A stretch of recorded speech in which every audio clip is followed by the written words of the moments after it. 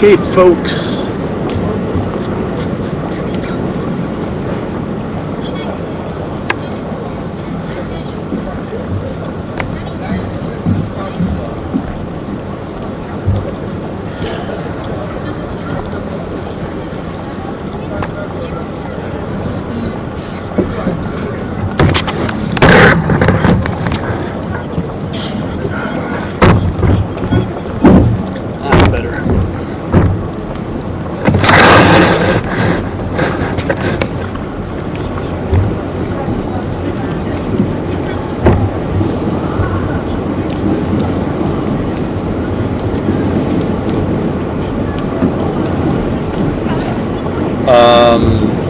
Yeah, the prize winner from my little quiz contest a couple weeks ago just wanted some Japanese candy snacks type stuff.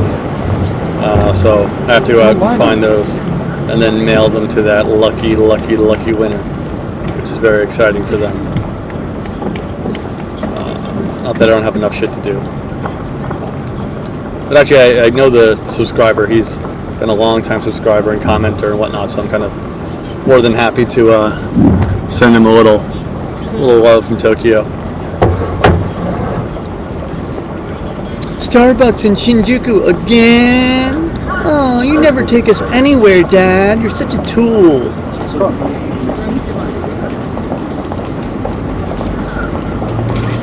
Yeah, I'm in Shinjuku again at the Starbucks. Sorry. At least it's not that hideous cafe in Ikebukuro in the art building.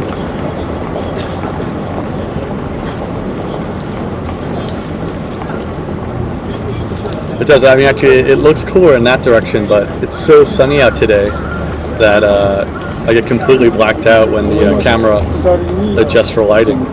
So, sorry. I have to lose some of the lovely background in exchange for you being able to see my face. It's not actually a good trade-off for you guys, I don't think. Wanted to go to a donut shop? Well, I'm sorry.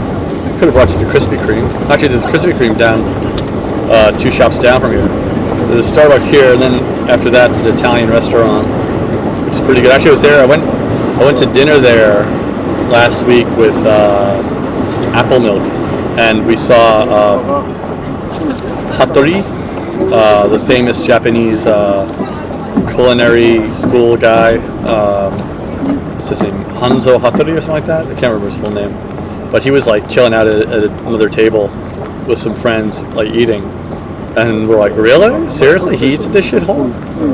I don't know why, but I just assumed that Hattori would be eating at like 5-star restaurants every day. And then after the Italian restaurant, there's the Krispy Kreme donuts. So it's a very exciting little stretch of concrete here in Tokyo. Yum. I went with the Kenya. It's a bold. I was feeling bold today, so I went and did it. I went and got the bold.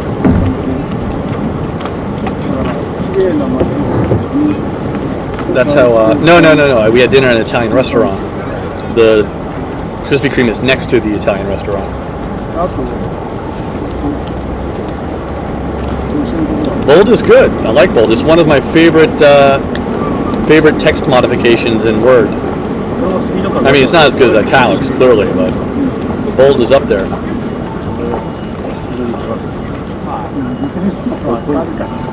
I still haven't figured out, because like the Krispy Kreme has like 2 varieties of coffee, right? They have like, I think it's bold and smooth or something like that, or I don't know what the hell they are.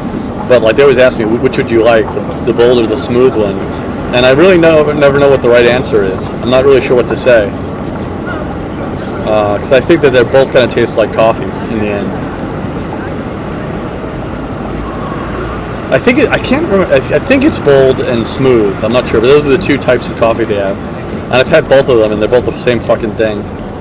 It's like, and all their donuts taste exactly the same. It doesn't matter what the name of it is. Every Krispy Kreme donut tastes the same as the other ones. This tie?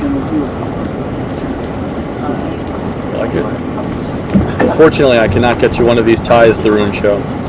It's a one of a kind, handmade. That's right, bitches. Cooney wears the handmade ties. It's abstract. It's got like some weird ass stripes, and it's got little red motor scooters on it. Very exciting. Very exciting, I know.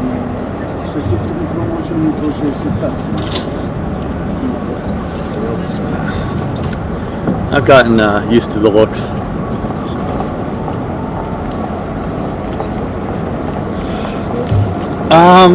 No, Mr. Donut has jelly donuts, I believe. I think they do anyway. They should. And they don't have curry pong.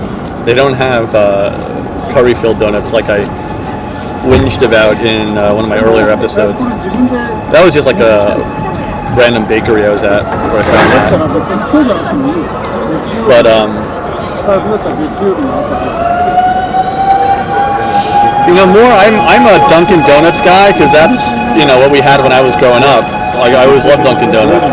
That's where my family always went. But Krispy Kreme came into my life much later. Yeah, so I'm not much of a pastry guy. I don't like sweet things. Like, if I'm having breakfast and I have a choice between like a bear claw and fried chicken, I would go with the fried chicken. Generally speaking, I like the savory things. I'm a salt man. Not so much for the sweet things. No, there's the fire department. There's some disco inferno somewhere in the city they're on their way to. But it's the same as like Valentine's Day. Actually, tomorrow is White Day. And on White Day, men are supposed to buy presents for women who gave them stuff on Valentine's Day. So like Valentine's Day, many of you might already know this, but Valentine's Day in Japan, women give presents to men, and then 1 month later, March 14th is called White Day, in which men are required to reciprocate upon the gifts they were given. So tomorrow is White Day, and just in the theme of White Day, I have to say that, like, you know, honestly, the woman who gives me a box of fried chicken on Valentine's Day, I have to keep her. And I could do without the chocolate. I mean, chocolate's good. I mean, chocolate's nice and all. I don't dislike chocolate, but if I had a choice between a bucket of fried chicken and a Hershey's bar, I'd go with the fried chicken.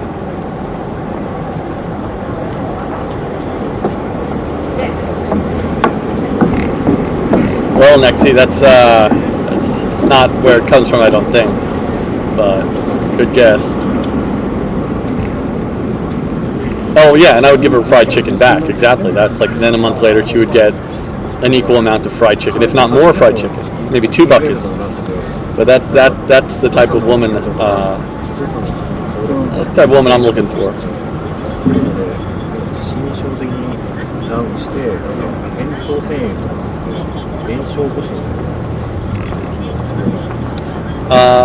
Across. Well, I'm not across. Yeah, you're right. Yeah, I am across from my lord. You're right. Yes, I am across from my lord. Good call.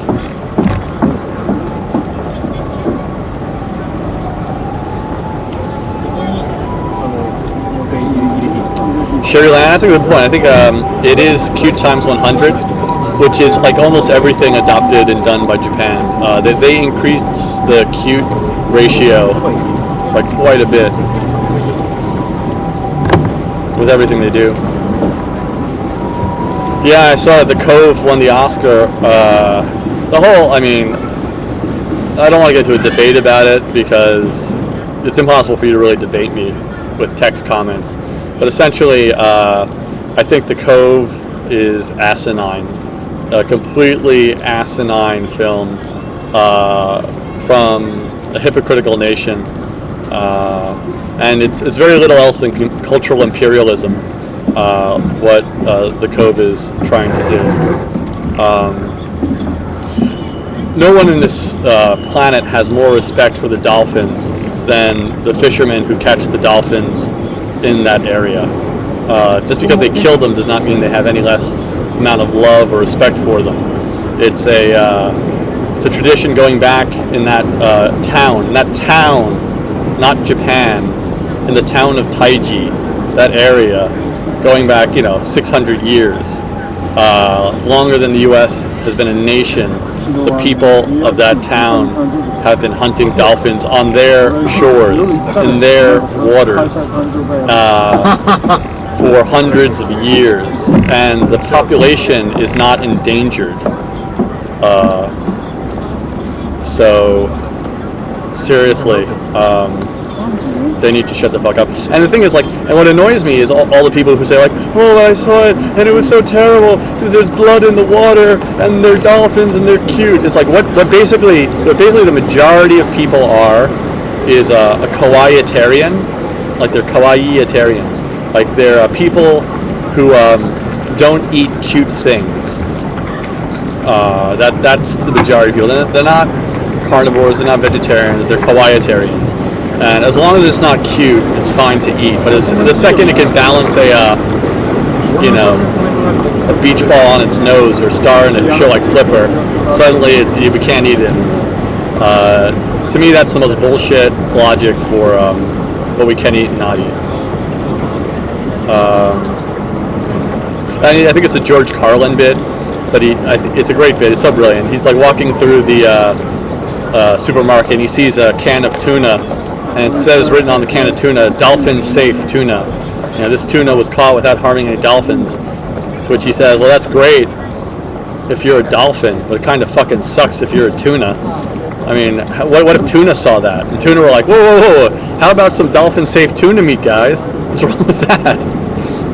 But essentially it's because tuna are not cute and they're stupid, so it's okay to eat them. Dennis Leary has a similar bit too, I'm sure. Actually, that might be a Leary bit. I credit it to Carlin. I'm not sure whose bit that was.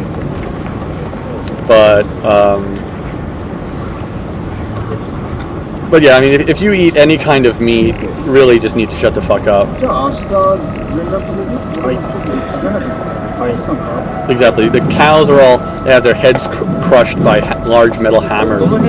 Chickens are hung upside down and have their throats slashed. I mean, any type of, butchering is heinous. And you know what?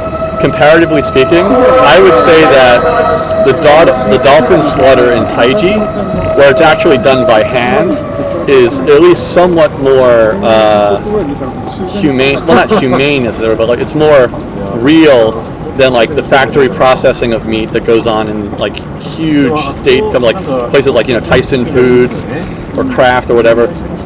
Enormous, huge meat packing warehouse, the meat packing industrial complex, is so much more nasty than several hundred head of dolphin a year, a 1,000 dolphin each year that are killed by the people in this one town.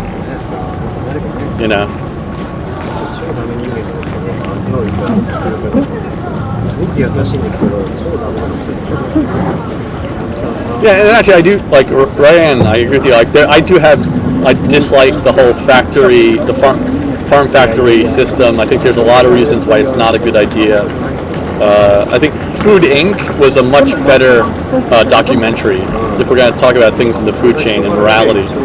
Food Inc. I thought did a much better job of addressing an actual real issue that affects a lot of people. But one town in a foreign country continuing their centuries-old tradition of hunting a meat that is almost nobody eats dolphin meat. It's such a rare thing. But I mean, the end product of all of this American whining about Japanese people killing whales and dolphins, what they've done, what Greenpeace or any of these other organizations have done accidentally, is they've turned dolphin meat and whale meat into the national dish of Japan. Because now eating those two meats is a kind of way to express national identity. Whereas before, no one fucking liked it or cared about it. Nobody had any interest in dolphin meat or whale meat in Japan. It was all but gone until a bunch of other countries told Japan, hey, we're the West and we are morally superior to you, so we're going to tell you that you're not allowed to eat this anymore. And that pissed off so many people in this country that overnight it became a national cause to continue to eat dolphin and whale meat, just to spite the West.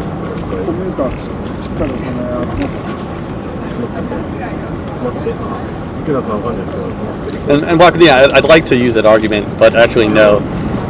It's not an issue of food. Like, I mean, they don't need the dolphins for subsistence. I mean, there's plenty of other things they could eat. But still, I mean, the point is that they've created an intractable problem where it was basically a dying industry, and now it's completely unsolvable because the West sailed in on their high horse and said, "You have to stop doing this because we're the West and we know better than you. So we will dictate your food morality." And it basically the Japanese, as a nation, were just like, "Fuck you! Like, you're not gonna come in here and tell us what we do."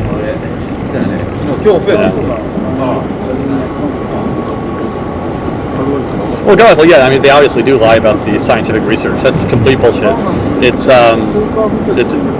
absolutely what it is. But it's all they can do within the legal framework of the conventions they've signed on to.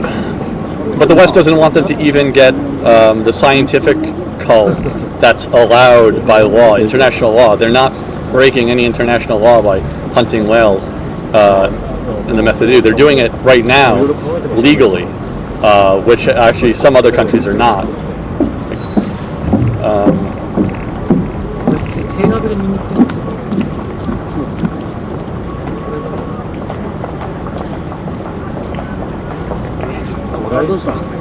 Enma, since when does the Tokyo Hanami Party have a no alcohol policy?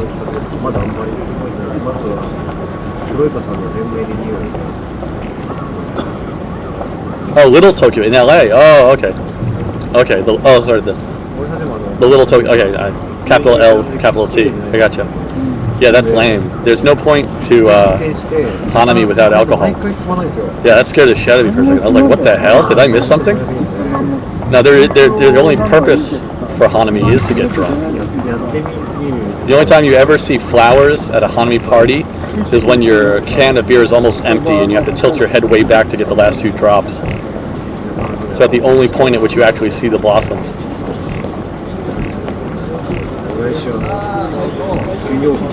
I haven't heard anything from Illinois lately.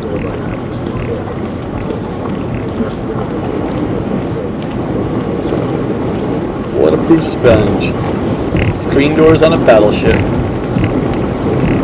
No, sorry, I mean, I didn't want to get into a whole little rant about the thing, but it was ridiculous. Like the whole Cove, the movie. And I've seen like similar, I haven't seen the Cove yet. I've seen parts of it that were released in like the media here. And I've seen like other documentaries very similar about shark finning and things like that. But it just gets irritating because like the main thing that irritates me is like 95% of the people I've had this argument with, I ask them a very simple question. Specifically, what type of dolphins are they hunting? What type of dolphins specifically are they killing? Whales. There's a varied number of species of whale. Like, which ones are they hunting? And what are the quotas on them in comparison to the estimated global populations? And they always say, whale, as in whales. It's actually, it's specific types of whale, specific types of whale that are not endangered. They're not going out and killing fucking Free Willy, It's not Flipper that they're going after.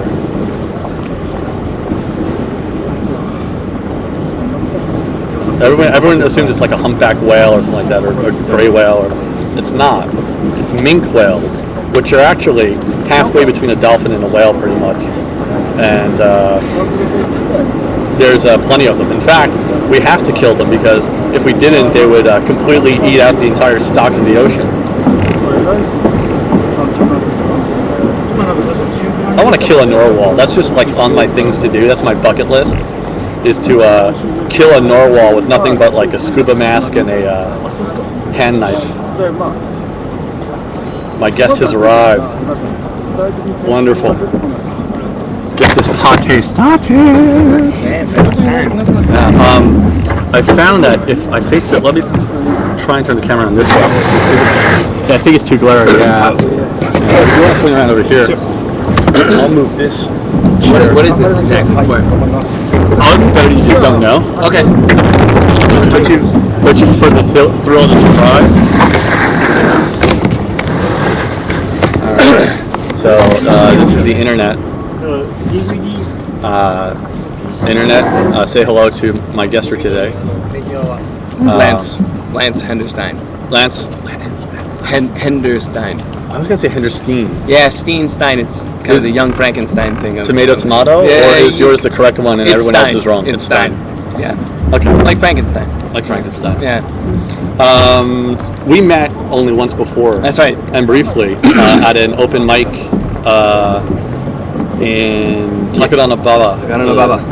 The comedy group I do stuff with has an open mic in Jewish? Lansing. It's a common question. Jewish. Jewish. Yeah. Jewish. Ish. Yeah. Jewy. It's a subject of debate in my family. Jewy? Jewy, yeah, very Jewy. There's Jewy elements of the family? Yes.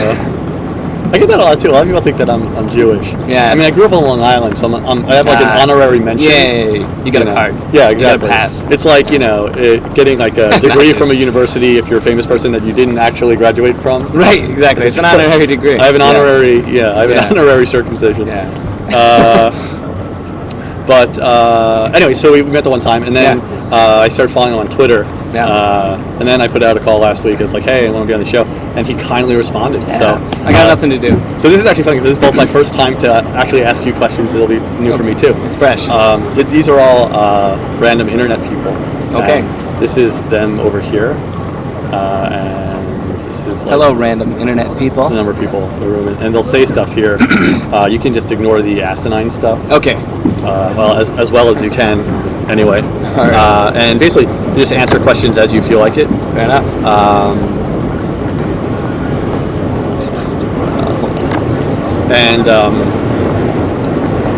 Basically, I can record stuff as well. Right. So if you feel something like really intelligent coming on, like some really good question, like, "Ooh, that's a good question," Okay. and you don't mind, we can record it fair and enough. save that for posterity. So people thousands of years from now will find this In some archive of the internet. exactly, Yeah. and they'll be like, "Oh wow, that was worth watching." was worth watching." For 2 I'm seconds. so glad that we've kept all this We've digital been information alive. Spelunking the internet. Yeah. I assume at that point, we won't have physical forms. We'll just be completely. Well, we'll be tapped in. Right? We'll be tapped into the internet. Exactly. It'll be Something like the directly Abyss. or Matrix. Yeah. Yeah. I'm looking forward to that. How's the weather in Tokyo right now? It's partly cloudy with 58 degrees. It's not quite spring though. No. I'm a little bit chilly actually. I'm a little bit cold. I overestimated the heat today. It's a little cold. I did should as have brought well. a scarf or something. Part of me wants to put on the overcoat, but it's not quite that cold. Yeah. So I'm just gonna have to suck it up. Let's see here. Bring layers. How long? Exactly. How long in Japan? I was in Japan for a year and a half. Let's get Go ahead. Type it. I was gonna say.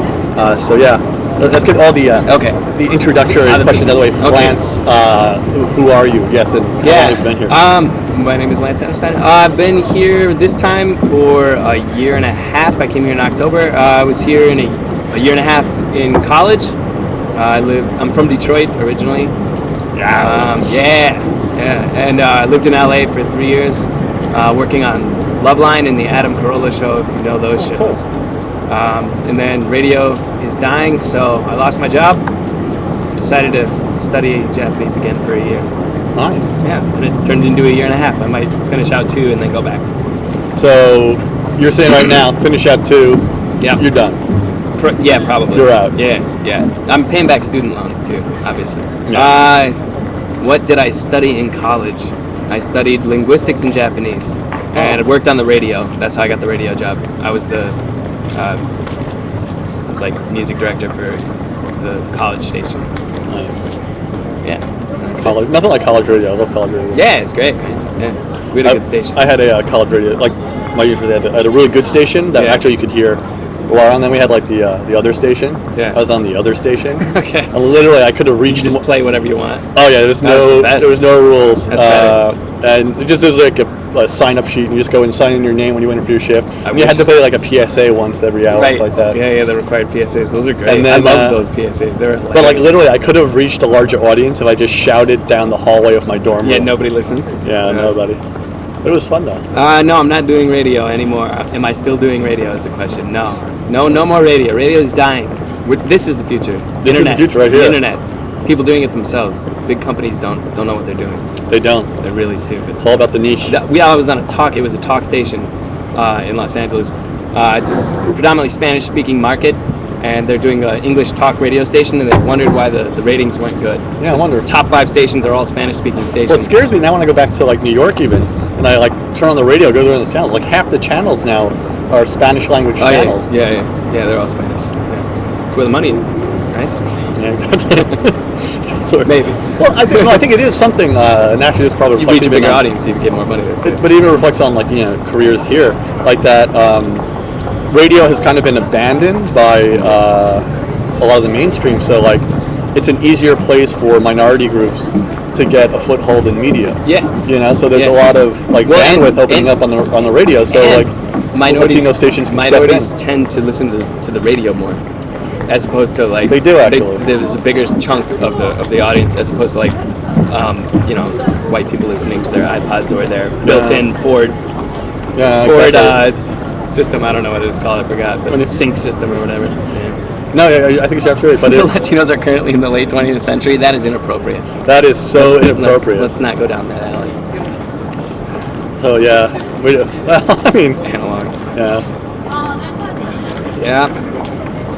Yeah. Are you a Yeah, Chris Epler? I don't know who that is. He's a radio dude here. I work with him on a TV show for NHK. Okay. No, I don't know who he is, but He does radio here. J-Wave, I think. Oh, okay, yeah. Something like that, or Inter FM. I know a lot of radio people here actually, Yeah. and all of them are like so screwed. The worst, Oh, one yeah, I feel the it's- worst for. He's been on. He was a guest on this show. If you want to look in the archive, this guy Kamasami Kong, who's this like Hawaiian radio legend, Oh, really? and he got picked up by this Japanese company and was broadcasting out of Osaka for like 20 years. He like lived in the Ritz-Carlton Hotel Okay. for like 20 years and did Wow. like a 2-3 hour show a day Yeah. of just like top 40 stuff.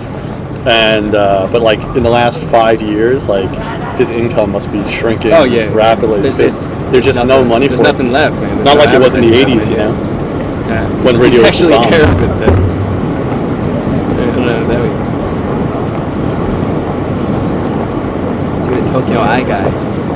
Yes, the Tokyo guy. No, not the Tokyo guy. He's Kamasami Kong does the Metropolis MedPod. Have you ever heard that? Heard that thing? Dude, I'm familiar with it. I haven't listened to it yet.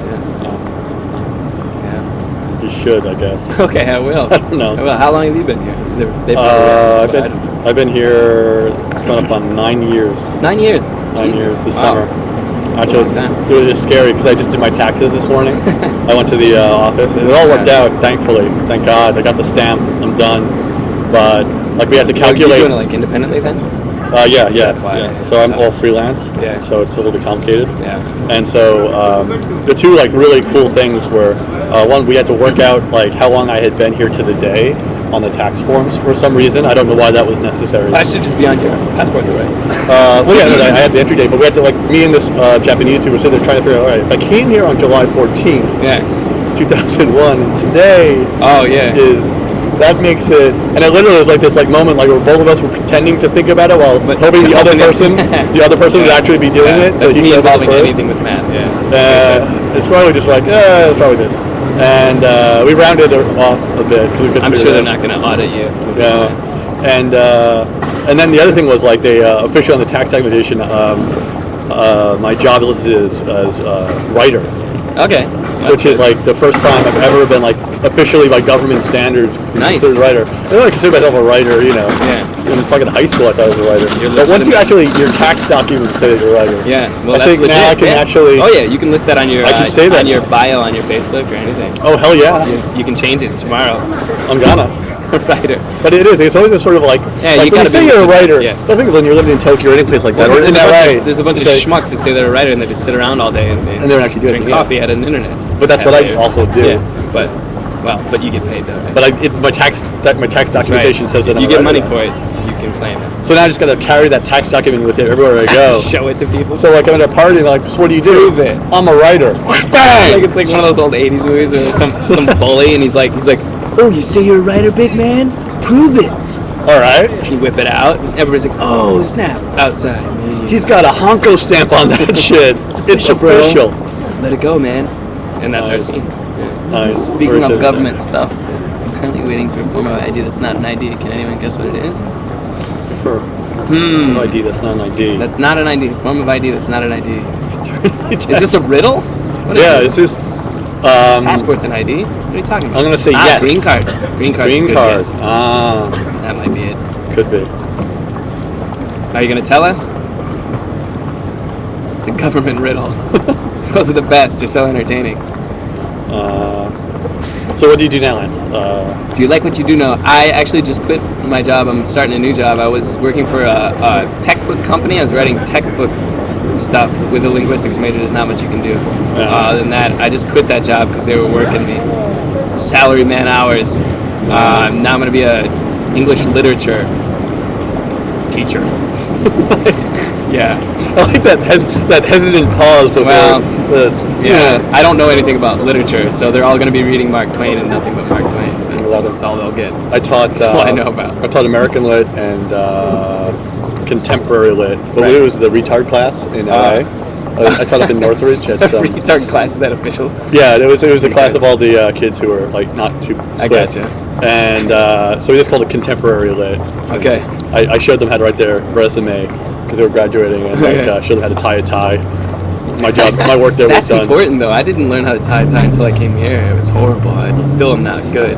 Oh, I'm pro. I do it like 3 times. I'm like, motherfucker, I can't get it right. I'm good at it. That's the one thing I do well. Ugh, One thing I do well. I suck. Well, what would you like to be doing? If you, in a perfect world, if I were gonna live here, I'd like to do like copywriting or something like that. That's more for like my cup of tea. For like an marketing, advertising. advertising? Yeah. In Japanese or in English? In English, I'm not good enough at reading and writing in Japanese to do But I that. would say I could wave a magic wand. You're now like umai at the Japanese. Yeah, I'd still rather do English. Yeah. Yeah. I mean, I can speak and stuff. Speaking is no problem, but reading and writing is it's laborious. It takes me a long time. I'm like, okay, and then I hit a kanji I don't know, and I gotta look it up. It's actually, it kind of works out though in a strange way, because like most of the Japanese people I work with have no problem writing emails in English. Right. They're great at they writing can't emails in speak English, anything, right? but they can't get a sentence out. I think it's all confidence.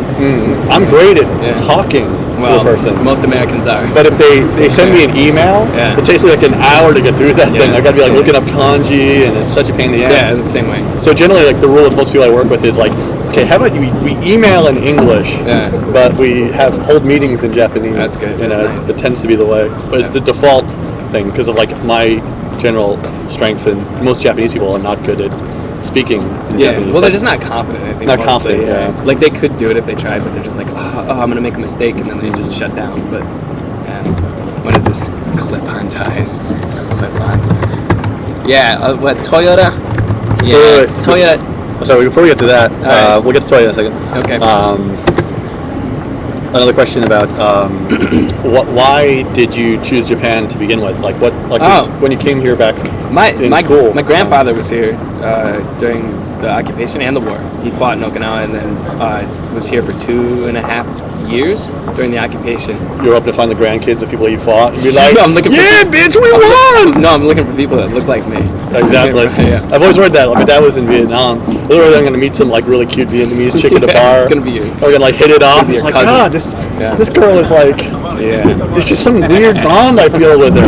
Yeah, you'll know why. Tell me more about your family. Yeah, so I never met my father. yeah, I mean it's possible. I asked my grandpa, I was like, you make a girlfriend while you were over there? And he just handed me a beer. He didn't say anything, so I thought it was not appropriate to talk about. You don't bring it But up. he always talked about Japan when I was young, so I kind of always had a little bit of an interest. And then What was his views generally on Japan? 50-50. Okay. Obviously, he had his leftover that generation racism, and also he was General MacArthur was my grandfather's boss. Actually, he was the door guard. He's one of the door guards at the general headquarters. Yeah, shit you not. He said he was an asshole, but I'm glad he was on our side because he was our asshole. So That's great. his take on MacArthur. That's great. Yeah, so he always talked about that, and he worked for GM, so there was a lot of crossover with like Toyota and GM and all that. Well, obviously, being from Detroit, everybody works for GM. Well, then I guess that's a good question to go back to Drew's question about Toyota. Yeah, What's your take on that? Toyota. I think a little bit media beating up on them. There's been other recalls, and for some reason there hasn't been like a huge outcry. I mean, there was tons of recalls recently from a lot of different brands of cars, but nobody jumps on it and makes it this huge thing. When you're at the top, people want to pull you down, and especially there's a lot of residual, especially in Detroit, there's a lot of residual kind of, I guess, jealousy, really, it's envy, that they kind of won. Yeah. And now's their chance to really turn the knife and go, you won, but see, your car's not that good, you fucked up. But it's hilarious because, like, after all the hullabaloo about Toyota's, like, unsafe cars and whatnot, if you ask the average American consumer, which do you think is a safer automobile? Like a Japanese or an American automobile. Even in America, still they would say Japanese. I mean, no matter what has happened with the Toyota thing, like in general, the marks over the last several decades are so much in favor. High. Even like just Consumer Reports just this year came out with a report, and it was all Asian brands. I mean, even Hyundai was beating even the Koreans now are like. Hyundais are great cars, man. They're cheap too. The same thing like in TVs and like a lot of other like areas. They're really stepping up the quality of their products. And even LG. And China's not that far behind. No, but it's just going to get more fragmented.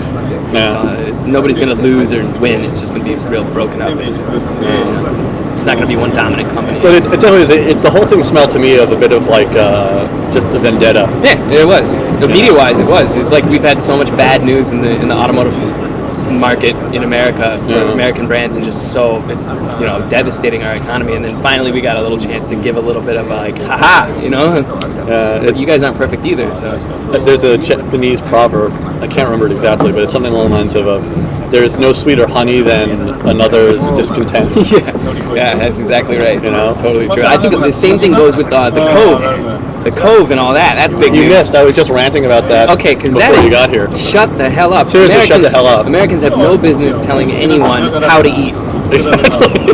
No business. Exactly. If anybody has a problem with how they eat and how they produce food, watch Food Inc. You watch Food Inc. That's much more disturbing to me than chopping up some dolphins. Thank you. Much more disturbing. And it's like, and I was trying to give like a thing of perspective between Food Inc. and this. Taiji, I believe, is the town where that was built. That is one town that has like a 600-year-old history of doing this. Right. It is not Japan on the whole. That's like Japanese have never eaten dolphin ever. That's like taking some little fucking crazy ass town in the Ozarks, right, and some weird shit they do there, and being like America's insane. Those Pentecostal people that. By the way, sorry, this is more interesting than me. All right, here we go. It's one of the nice things about living in Japan. Hello. Unfortunately, how are you this man?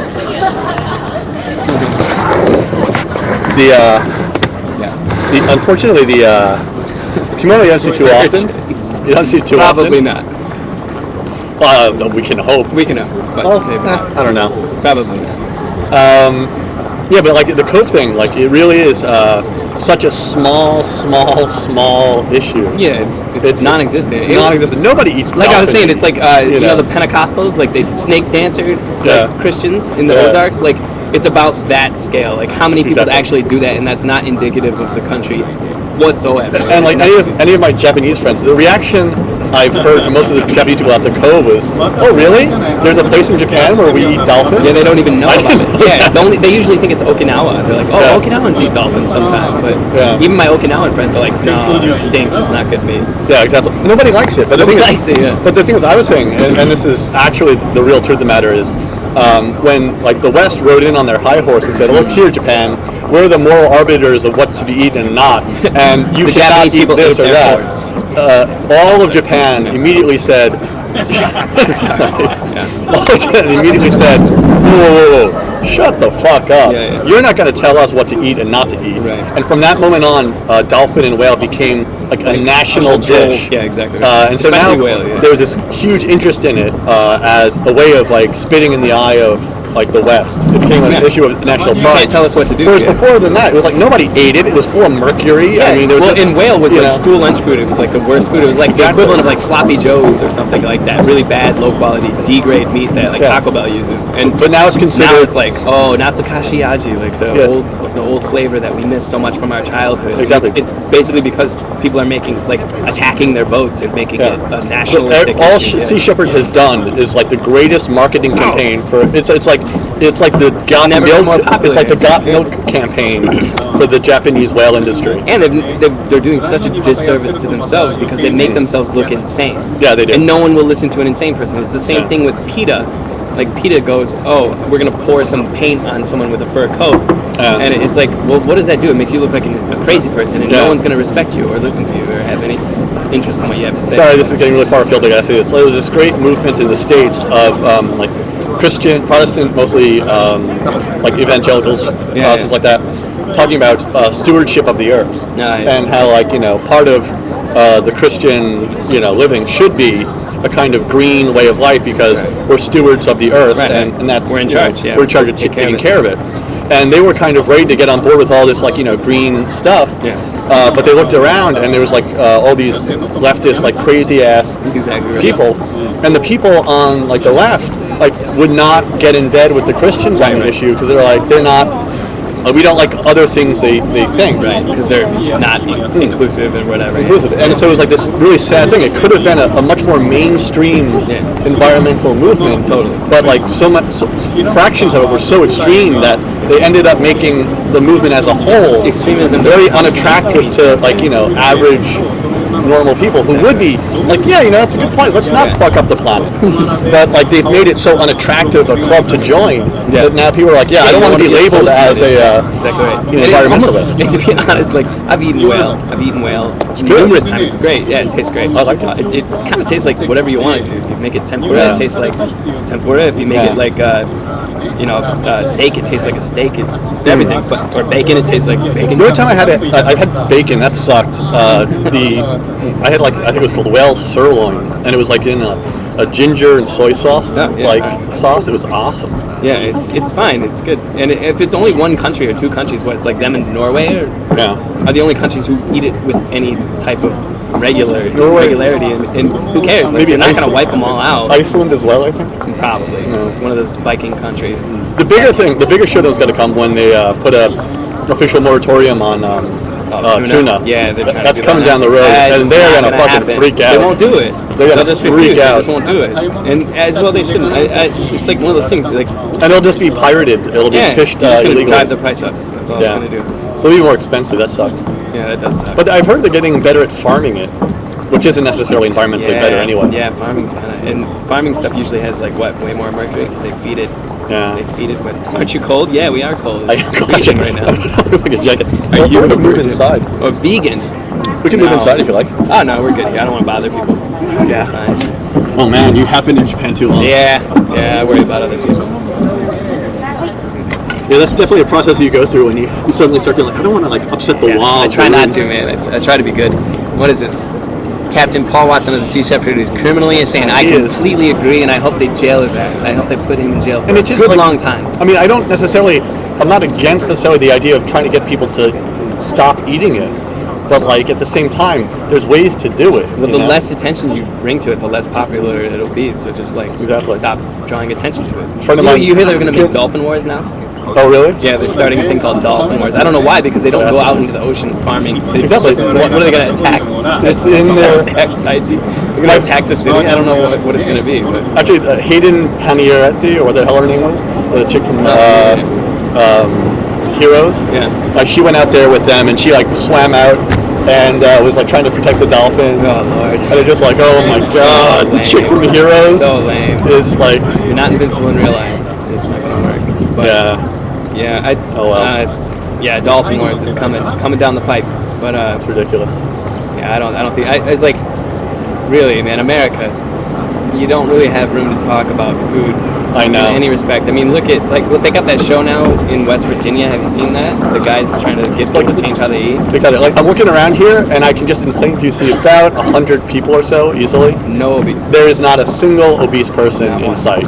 Not one. Yeah, we should. Hundreds of people are walking past. If we sat here and waited to see an obese person, I'm waiting. We'd be silent. I will let you know if I see even one obese person. Here's the reason why, because American. There's people walking.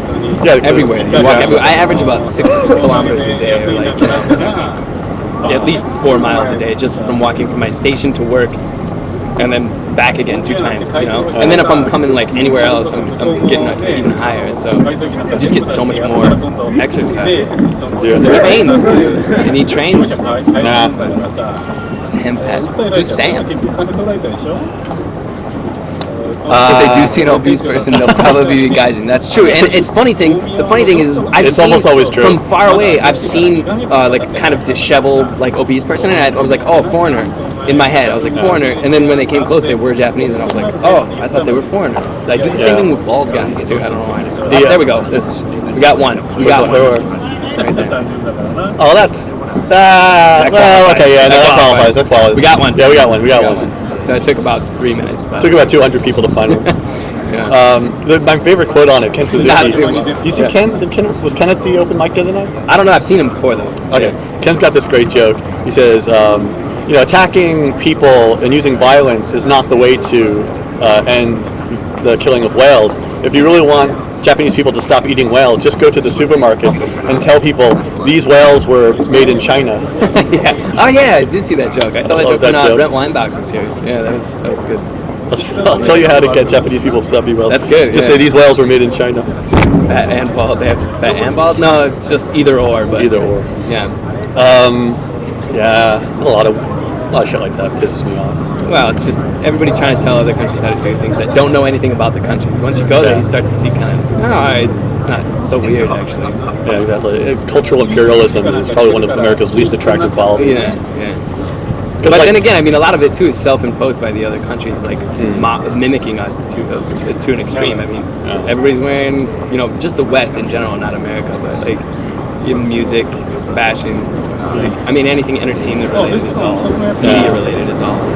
I remember like one time I was talking to this Japanese dude and he's like, "Oh, where are you from?" I'm like, "I'm from America." He's like, "Oh, no, you're not from America. You are very smart. And I was like, Smart, yeah. what the hell are you talking about? Yeah, he's You're not talking about your head, right? You're saying like Yeah. I'm not American because I'm not an idiot? Yeah, He's yeah. like, no, because you're not fat. Yeah. Because Japanese people in Japanese English, the word smart, they use it like the way we used to use smart. Yeah, like meaning that's like, a smart outfit. Exactly. That's a smart jacket you got. You're a snappy dresser. Yeah, exactly. You're a dandy. Yeah, they still got that left over. Same with, have you heard the word slut? No, Slato. they use the word slut. Well, it's like S-L-A-T, but it sounds Slat. like surato. What does it mean? It means like a nice shape, like a Oh, wow. like a nicely shaped woman is Nice. slato. And They usually are. there's a like a chuhai. It's like a wine cooler drink, Ah! and it's like 88 calories, and then they go slato, and I'm like, oh Jesus! It's like this cute girl on the thing, and she's like 88 calories, and she's like slut. Nice. Yeah, but I had to ask Nothing wrong with friends mixing. what that meant. It just means Nothing you got a wrong nice with shaped slut. mixing alcohol and sluts. I mean, that's a great combination. Good name for a beverage. That's better than Reese's peanut butter cups. Yeah. All right, so we're getting far afield here. Rails. I think that pretty much covers the introduction. Is there anything yeah, else you guys want to know about Lance here? Any other questions? 'Cause we're getting pretty far afield. Orcas are dolphins. That's true. How cool are you? Yeah, how cool I think are you? That's up for everyone else to decide, isn't it? Yeah, isn't it? I don't think you can judge your own coolness. We'll save it till the end. We'll reserve judgment to the end. How long have I been in Japan? We already went over that, man. Yeah. A year and a half. And a year and a half in college. Go back and watch the video. 3 years total. How come I don't plan on staying? I'm not Smart. I'm not totally against it, but He's smart and talented. Japanese girlfriend? No, not yet. Not yet. Really? No girlfriend. What? Well, no girlfriend. Oh. No girlfriend. Hey. I'm not celibate. I'm not a monk. But no girlfriend. Yeah. Oh, No, oh. I'm not gay. Oh, okay. I'm not gay. I just mean I don't have a steady girlfriend that I'm dating. You got a girlfriend? Period. I've not been celibate. If that's what you're asking. I'm not a monk. Jacobs. All right. Now we're getting off track. That's Okay. I knew that was gonna happen. You know. okay. It happens. All right. It's the All right, so internet. we've done the introductions. Yeah. Any Japan-related questions Yeah. that you guys are interested in?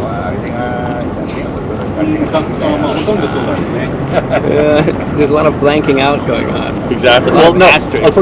Cooney is my name, but Blog TV blanks out any racial epithet. Oh yeah. So you can't write Coon That's in your the real comment last section. name, right? Yeah, it's Cooney. Yeah, It's unfortunate for the internet. I know. It sucks. Apparently, It's kind of funny though. But who says Coon? Yeah, really? No So one. when has that been used? No one. But I'm one sure the uses one time Cooney we anymore. did, there would be a black guy walking by. I guarantee Exactly. it. Yeah, it's without fail. I mean, seriously, that's so. Only like southern people, probably those same people that snake handle in the Ozarks. Those guys are using that word probably. Yeah. What's that? Do they like the shape of Japan? The shape of Japan? What do you mean? The people? Or the shape of the country? Yeah, I don't I don't know what that means either. Sports, you like sumo? Oh, yeah, I like sumo. Sumo's cool. I like watching it. It's relaxing. It's kind of like golf. I watch it, but I don't actually watch it. It's like Starbucks. Yeah, Starbucks is cool with me. I have no beef with Starbucks. They give their employees health insurance. I think that's great. I was watching on morning TV this morning. Asa Shoryu, the Yokozuna. Ah, yeah. He got in a fist fight, Roppongi, which not the most unusual thing for a foreigner to do. That's true. But when you're Yokozuna of sumo, I guess you can't do that. So they were gonna boot him from the sport, so he preemptively quit sumo, and he went back to Mongolia. And so this morning's news was covering a press conference he had back in Mongolia, and they were just like the most golden moment in the world. It was so awesome. He was giving this press conference in Mongolian, and some Japanese reporter asked him some question, and he just turns to the reporter and says in Japanese, "This is Mongolia. You should ask your questions in Mongolian." Oh, he's been waiting to say that forever, I bet. And he was like, "Oh, snap!" Well, because they're always so snarky with him. When he came back from that time when he was playing soccer, I don't know if you know this, but it was like, Gaiji Power, go you. He played soccer. He was supposed to be injured. He's supposed to be getting and he comes back and they go, "Oh, did you have fun playing soccer in Mongolia?" It was just so sarcastic and so snarky. And it's like, do whatever you want. Because he skipped a tournament because he was injured, and then while he was back in his home country, he played a little soccer and it was for it was a benefit charity game, and he wasn't playing really playing. He was just out there because he's a national hero trying to support some charity, and then he came back. And it'd be like if Michael Jordan was injured and they were like, "Hey, can you do this charity benefit for us for kids?" He'd be like, "Sure, yeah," and he'd come out and he'd throw the ball up, but he's not competing in anything. But yeah, are there any Japanese words that you use even when you're... I don't think sumo wrestlers would make great soccer players anyway. I think they get about half a field length, and they would not done. Well, that's why they can't be American football players. Or maybe a goalie. If you had just a huge fat dude, he could just eclipse the goal. Good lateral movement. I always thought that for hockey. They should just get the fattest, hugest guy, because that hockey goal's not that big. Those guys can pinpoint accuracy, man. They can get those they can find those folds. You just get an 800-pound dude. Do you miss American food, or you like the food in Japan? Both. I miss American food and I like the food in Japan. But the thing I miss most is Mexican food. I miss good Mexican. I lived in LA for 3 years, and Detroit has a Mexican town. It's called Mexican Town. I'm not being racist. I know you have to go meet your friend, but there's an El Torito just over there. Yeah, I know. I've eaten there. And the best place is El Hoya. Where's that? El Hoya. It's in Asabujuban, I think. Oh, really? Or Nishiaoyama. I can't remember. Is it crazy expensive, probably? $12 burrito? It's not that crazy. It's pricey. It's more expensive than El Torito, but it's actually real. It's like Southern California and Texas. Mexican though. Yeah. There's a place in Warabi actually up in Saitama that's supposed to be a real Mexican guy from America. It's supposed to be legit, but I haven't been there yet. Yeah, Mexican food's the best. It's so good and so filling. I always bitch because there's no Taco Bell. I understand Taco Bell sucks, and I'm not saying it's good. Hey man, on a late drunk night, Taco Bell is pretty nice, man. A nice bean burrito. Cravings like you would not believe. Hell, that's it. It's gonna be taco night tonight. Casa del Cooney. You can do it, man. I can. Yeah. I got some taco shells waiting at home for me. Yeah, I go to there's a place called Caldi's. It's like Trader Joe's or whatever, and I get a can of pinto beans and the chili powder and make my own. But it's not quite the same. I'm not as good. It's not the same. You need the lard. I think the lard that they add is the key. It is key. With so many things in the culinary world, and we wonder why we're fat. Maybe that's why. What's that? Carne asada fries. Those are good. I haven't had that. I had those when I was in LA. Nathan's in Tokyo. There is a Nathan's in Tokyo. There is a Nathan's in Tokyo in Shinagawa. Yes, okay. There was Shinagawa Station. There was one in Harajuku that I used to go to, but that closed. In the new Shinagawa Station, they put up a still Nathan's. there? I would assume so. I was there 6 months ago. Okay. 3 months ago. It's in the station. So the last time I walked through there, I think it changed. My favorite neighborhood in Tokyo. Probably Shimokida's. Oh yeah. I get you coffee. Oh no, I'm good, man. I'm fine. Something. No, I already drank way too much coffee this morning. I'm good. You're right. I was being a terribly Don't worry about it. I'm fine. Yeah, Shimo Kitazawa. It's pretty cool. It's got little shops. Shimo's great. Got a lot of live houses, like for bands and stuff, like indie bands and stuff. I like that area. That'd be a great place. People. Where do you live now? I live in Akabane. Akabane's not Yeah, bad. yeah, it's alright. It's convenient everywhere. It's like 15 minutes. Well, in the Kaldi and Akabane is usually the one I use. I live in really good. Ikebukuro, so Oh, okay. I pop up there every now and close. then. Yeah. Akabane is actually not bad. I love that covered Shoten guy. Like with the Daiso, the 100 yen shop there. Fucking Yeah, rocks. again, it's huge. It's like a 5-story tall dollar store. When my friends come visit me, they always want to go to Daiso and get some cheap shit. Yeah, it's great for like omiyage, souvenirs. Yeah. Awesome. Whatever we need. How did you two meet again? This is covered. Yeah, we covered that book. That stand-up show. Stand-up show. Stand-up comedy. And you clearly have done stand-up back in LA. Yeah, I did. Yeah, that was for not 3 your years. I first time. hosted my own show actually for a while. Thank God. It was like that. There was no way that was your first time. No, Mike. no. Yeah, it was the first time in a while though. First time in about a year. Rusty. Yeah, well, short and sweet. I want to do it again. I want to do a longer set. It makes me feel better though to know that that was not your first time. So if it had been your No, first time, I would have had to kill myself. No, I did for 3 years straight, like pretty much every night. So, yeah. Oh, that's good. That makes me feel better about my life. Yeah. What are we gonna do here? What do we got? Just park on a Johnny table and Rockets. then I go think get there what you is a Johnny Rockets, but I don't know where it is. I don't go to Roppongi's very much, so I don't know where it is. I was there yesterday, actually. Okay, I'm going to leave you with the internet for a while. I left my bag inside to steal electricity from Starbucks, but should be charging by now. All right. Well, in that case, I will take a small coffee if you're already gone in there. This is a small one though. Small one? Too much Wee one? today. Yeah, we You want want the bold or the Okay, yeah, coffee's coffee. All right, let's see. Let me try to answer these questions for you guys. Ever had culture class when you first arrived in Japan? Yes. When I first arrived, I was in the countryside when I first studied in Shiga, which is really it's like Inaka. So yeah, that was pretty jarring. It's basically putting me with a bunch of rednecks if it were America. And specifically culture clash. Sometimes old guys on the trains will push you around and expect not to get a reaction when it's crowded. I had one time when I was very sick on oysters. I ate oysters, and an old guy in front of me, I was telling him, please, don't bump into me. I'm gonna throw up if you keep pushing on me. And he proceeded to headbutt me with the back of his head and my chin, and my reaction was just to push him into the window. And so everybody on the train kind of backed off. That's the only violence I've ever really run into here. People are pretty polite.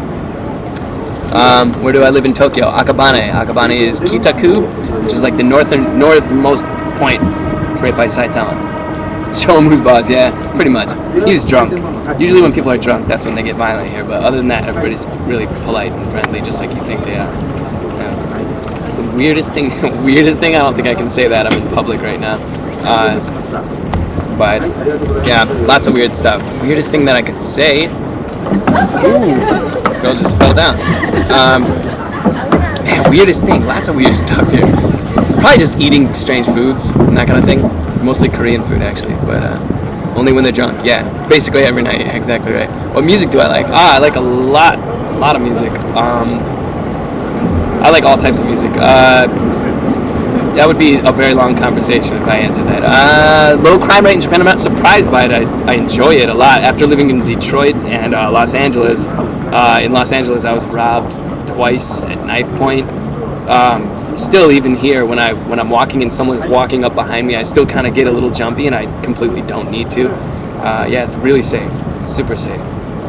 Yeah, Detroit. I know, ouch. Everybody, man, I'm always surprised by. It's very. Don't say that to people from Detroit. Don't say ouch or like, oh, I'm so sorry or anything like that. I don't know. It makes it worse. Does that make sense? It's awful, but we know it's bad. It's horrible there. We're from there. Anime fan? Not really. I love art. I'm not huge into anime. I like Cowboy Bebop and stuff like everybody, but not huge into it. I like drawing and art and stuff like that. I was in graphic design school for a year, so. Yeah, LA is more dangerous. LA is more dangerous than Detroit. LA is much more frightening than Detroit. In Detroit, I never felt like I was gonna get like killed or anything, but in LA, I consistently felt like I was going to be killed. You do not need a car in Tokyo at all. It's one of the main reasons I love it here. You can take trains everywhere. You do not need a car at all whatsoever. No strangers typing. I have not. Yeah, LA is, well, I always say LA, Los Angeles is like a fly's eye, you know, like a fly's eye. It's actually not one city. It's considered one city or one eyeball, but actually it's a bunch of little tiny eyes inside of the eye, if that analogy makes sense. And the nice areas are the nicest in the world, and the worst areas are some of the worst, probably. But originally I lived in Los Feliz, or Los Feliz as you guys say it, which was good, and I should have stayed there. Then I moved closer because I wanted to walk to work. And I lived on Third and I'm forgetting Camaro, around there. Yeah. Have you ever seen other parts of Japan? Yeah, I've been everywhere, like except for Hiroshima and way down south. I've been Kobe, Kyoto, Nagano, Nagoya. The only place I didn't actually like was Nagoya. Nagoya was a bit, they were kind of racist. It was weird. I've never experienced any kind of real racism here at all, but Nagoya, there were plenty of places that straight up, you can't come in. Sorry. And it wasn't clubs or anything, just like restaurants. Yeah, this is a while back, though. This is like 5 years ago. But, I got cookies too. Oh, well, thank you. If you'd like to try some cookies. I wouldn't mind it. That's how we do it here. We do it in style. We do it with cookies. All right, what do we got? Okinawa. I haven't been to Okinawa, and most of my friends in Tokyo are from Okinawa. I went to Michigan State University, and our sister schools are Hosei University and UQ, which is in Okinawa. So I have a lot of friends from that time, and I really want to go because all I'd have to do is buy a ticket, then I can stay with their families. Osaka, yeah, I've been to Osaka, and Korea. Yes, I've been to Korea. That's it. Spring Day has a joke. Yeah. Another comedian in our comedy group, at least the next year. This joke that like one of our friends said, "Hey, do you want to go to Nagoya?" And I was like, "Yeah, of course, I'd love to go to Nagoya." Until I found out that Nagoya is Japanese for Detroit. It is. I make that same exact analogy. It is Detroit. It is. But the only difference is that Detroit people are pretty friendly. Actually, you think of Detroit as a dangerous place. It's not RoboCop, you guys. It's not RoboCop. It's not. Oh no, it was RoboCop. 8 Mile is pretty accurate. Actually, I have to say, 8 Mile was very accurate. Like for the mood, the feeling of the city is 8 Mile captures it really well. But the racial stuff is not there. Detroit does not have like as big a racial problem as like LA. LA has a much worse race. LA is segmented like by race, but in Detroit, everybody's always hanging out together everywhere you go. Like you go to the movie theater, it's like half and half. And we have a huge Arab population too, and it's fine. I love going to predominantly black movie theaters. Well, that's something I miss from the States. It depends on what movie you're watching. I remember I saw Independence Day in a predominantly black movie theater. Yeah. That was the most fun I ever had at a movie theater. Yeah. I didn't realize you're allowed to yell shit. It's an interactive. Yeah, it's an interactive. It's really very a lot more fun than if you're. You don't want to like go see like The Reader or like Schindler's List at a black movie theater, but yeah. But if you go and see like an action movie, it's really like a Jason Statham movie or something. It's really fun. The worst is like going to see like a comedy or something like that here, and the audience is like dead quiet sometimes. And the worst I hate is I just went and saw Hurt Locker last week, and like it was good. It's good. I liked it. Definitely deserved the Academy. But like it was hilarious because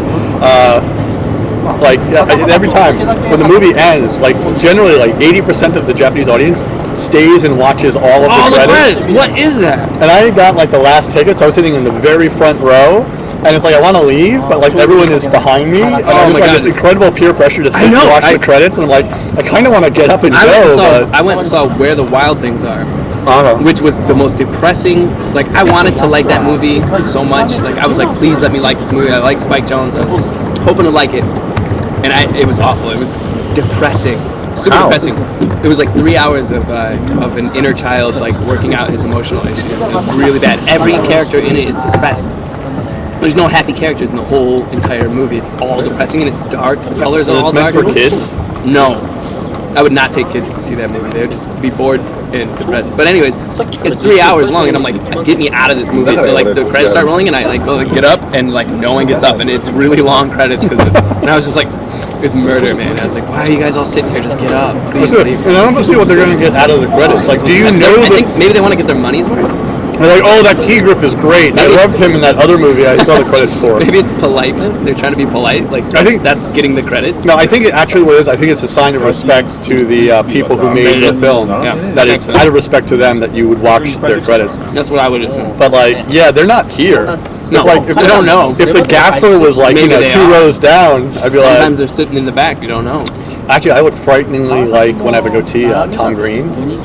And I went to see Freddy Got Fingered in the Northridge Mall movie theater. And there's this row, it was empty. It was like, and there's like row of kids a few rows up. And they were like saying, "This is like the shittiest movie ever. This sucks." I yelled at them. I'm like, "Hey, I worked really hard on this." And they turn around and see me, and I could freak out for a second. That's great. Because when I was in LA, every time I go to the mall, it was like when Tom Green was actually popular. And he was like, I get people like, "Oh shit! Oh no, it's just some dude." Yeah. Well, I don't have any doppelgangers really. Sadly, or good. I don't know. Maybe it's good. Is Twilight popular in Japan? No, it hasn't come yet. I think it's coming soon, right? coming soon. I've seen the previous one. It will be when it comes. Twilight 2, it will be. right? There's the second movie, isn't it? Maybe. I totally fucking missed the whole thing. I have no idea. We're not 15. We don't know about I know. much, and we've been in another country for God's sake. I missed the whole thing.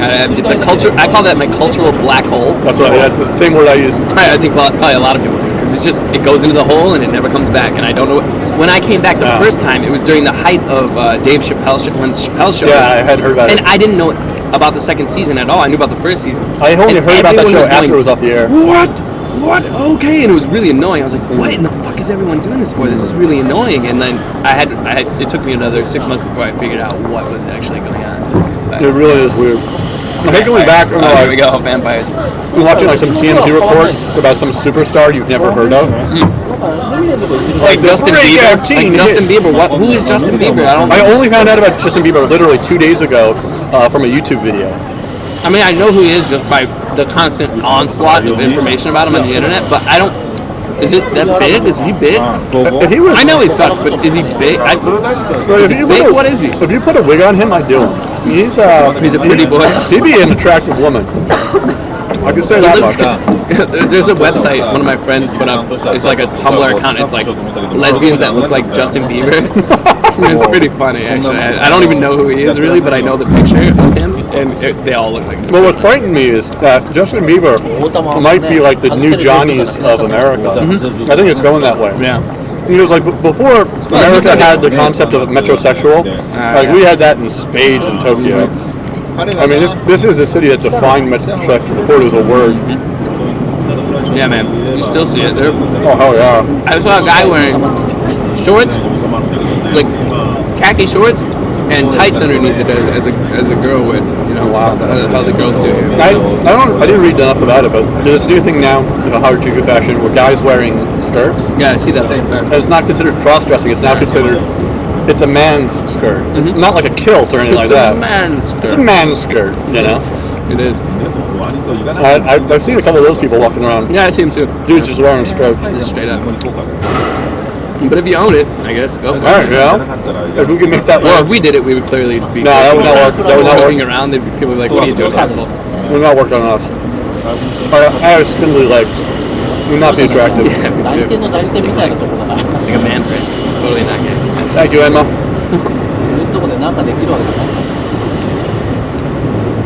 What's my favorite movie? A hard one. Chungking Express. Wong Kar-wai, Hong Kong director. Really good. Most of my friends think all the movies I like are boring.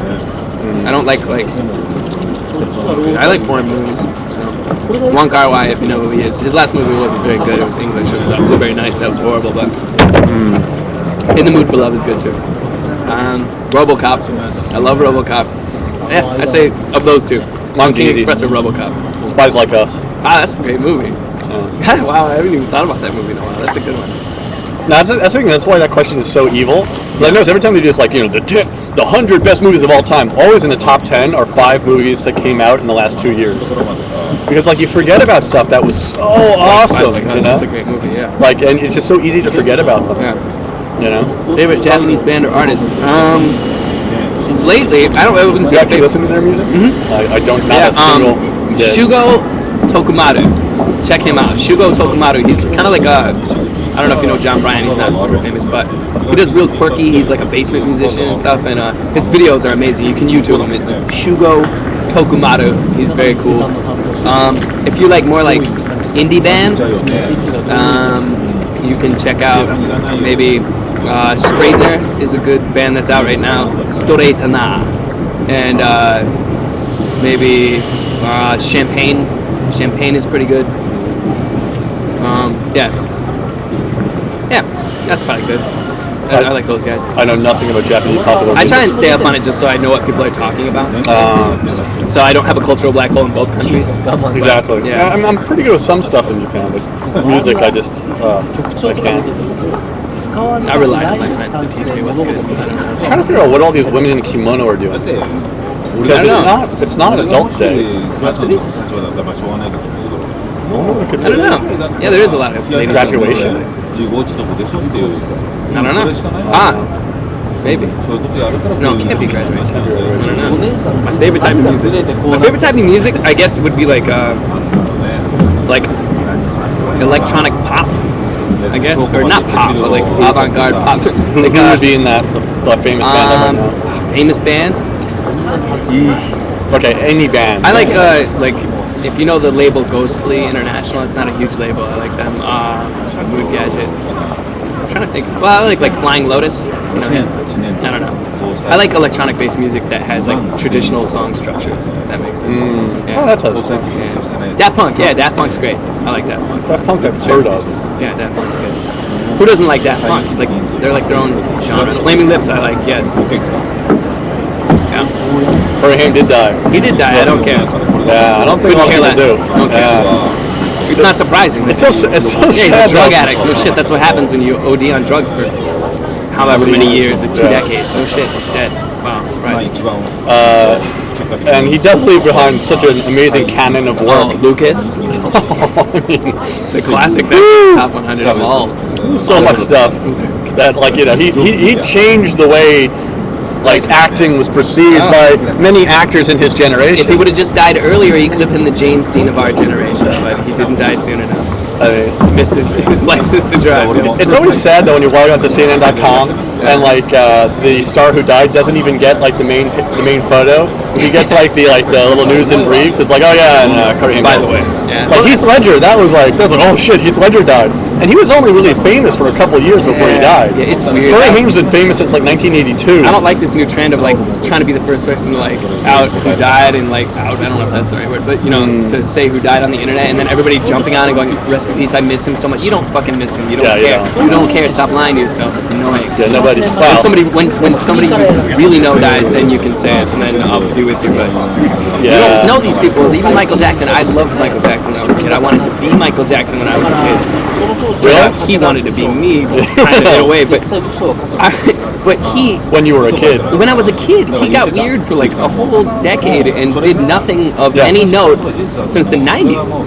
Since Bad, and even Bad wasn't good. Bad wasn't good, by the way, everybody. Bad was a bad album. He hadn't done anything worthwhile in so long that I didn't really care if he was dead and all he'd been doing was molesting kids and doing weird shit. So at that point, I kind of I like old Michael Jackson, but I think I don't know.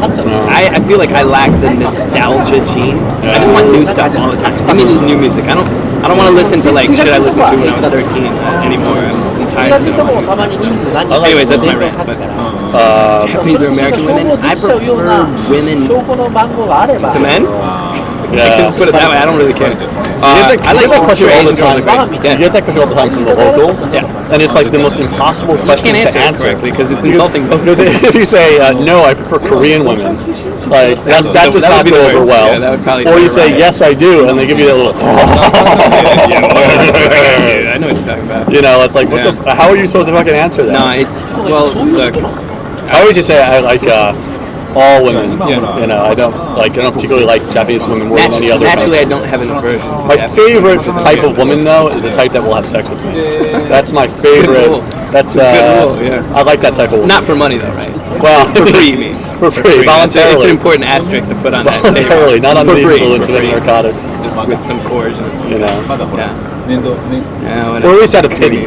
At least out of pity. Pity's okay. Yeah, I'll take that. Yeah, take it. Take it. For alcohol. Well, alcohol is an essential part of any rendezvous. For me, I remember I was in university when Princess Diana died, and there's all these girls on my dorm floor, and they were like weeping. Shut up. I was like, really? It's not even your. Oh shit! Those are awesome shoes. I don't know if you guys can see this, but this guy has the most awesome shoes ever. Oh, hell yeah. You got the one block. Those are the Tengu ones. Those are only for devils. You know that? Did you see that? They're like, those aren't even shoes. They're stilts. I know. At that point. Yeah. Like, wow. That's impressive to go out in those. That's impressive just to walk in those. Yeah, geta. Those are not geta. They have another word for that. It's when they dress up like a devil. There's a devil guy with the nose. Tengu. It's called Tengu. They wear the one block geta. They're the only ones who are supposed to wear it. But apparently that guy is a devil. That's how he rolls. That's what he's advertising. Stay the fuck away from me. I'll kick you with This it. guy has devil gear on. But seriously, that is not comfortable. I've never seen a regular person. That's the first time I've ever seen anyone wearing those in public. I mean, I've seen them in like film and TV. Yeah, I saw actually when they did the parade here with the devil guy. That was the first time I saw the one. Oh, that's awesome. Yeah. Go him. Looks like a pimp. I can't imagine it's easy to walk in those though. No. Especially if you wanted to suddenly run for some reason. No, you'd have to take them off. You think you would, You'd yeah. probably have to wear those like those tabi socks with the like rubber bottom or something. Hell yeah. I got it there. Because even like Gates, like You guys met any ninjas? This is an interesting thing I think for ninjas. When Americans think about Japan, we always think about ninjas. Yeah. When Japanese people think about Japan, they always think about samurai. Ninjas were like criminals. They were just like robbers, basically. They're jumping in your house all wrapped up, and so you can't see who they are. They weren't. Ninjas have a much lower profile in Japanese culture. Yeah, they don't even. I'm always surprised when I see it on a commercial. I'm like, oh, a ninja! Wow, I haven't seen one of those. No, but samurais, where they're the noble ones. Because samurai was a whole class of society. Ninjas were just like any schmuck who there's a put on a mask. Yeah, an interesting but minuscule occupation. And actually, lots of I've read this is like ninjas really were never really anything very important. No, they weren't a group of. It wasn't organized. Literally, a guy put on a suit like Batman and like was like, I'm gonna go rob some fuckers or kill him or whatever. Or he was hired, and then they just put on that suit because it was so you couldn't tell who he was. But it's more like 20th century fascination that's made ninja, bigger than it ever really was. Yeah. Same with like geisha and stuff like that. Like, same with geisha, yeah, that's like, totally. I think literally there's something like 80 actual living geishas in Tokyo. Yeah. Like literally it's less than 100 now. And you cannot. And most of those people are over the age of 60. You cannot tell anybody in America that they're not prostitutes. They're not prostitutes. They're like music girls. They're not prostitutes. And no one will believe you. Like they're like, sure, okay, but also consider the average age of geisha now is probably like 52. So like, I really hope they're not prostitutes. And all the prostitutes are not Japanese. Yeah, generally speaking. Yeah. Ninjas are pirates. I'd go pirates. I go Vikings. Vikings are the next thing. Mark my words. Yeah, I'm saying it here. That's gonna the be next big. Next big trend after the Thor movie. Yeah. Vikings. I'm telling you, it's coming. That'll be It's huge. next year. Watch. They got a much cooler hat. Yeah. Well, and Vikings are pretty sweet. They were real. Yeah. Pirates are real. Pirates are real, I guess. Do not go saying that pirates are not real, my friend. Caribbean pirates. Be careful what you say. You're right. That's true. I like the Somali pirates. Those are my people. So yeah, those are the real deal.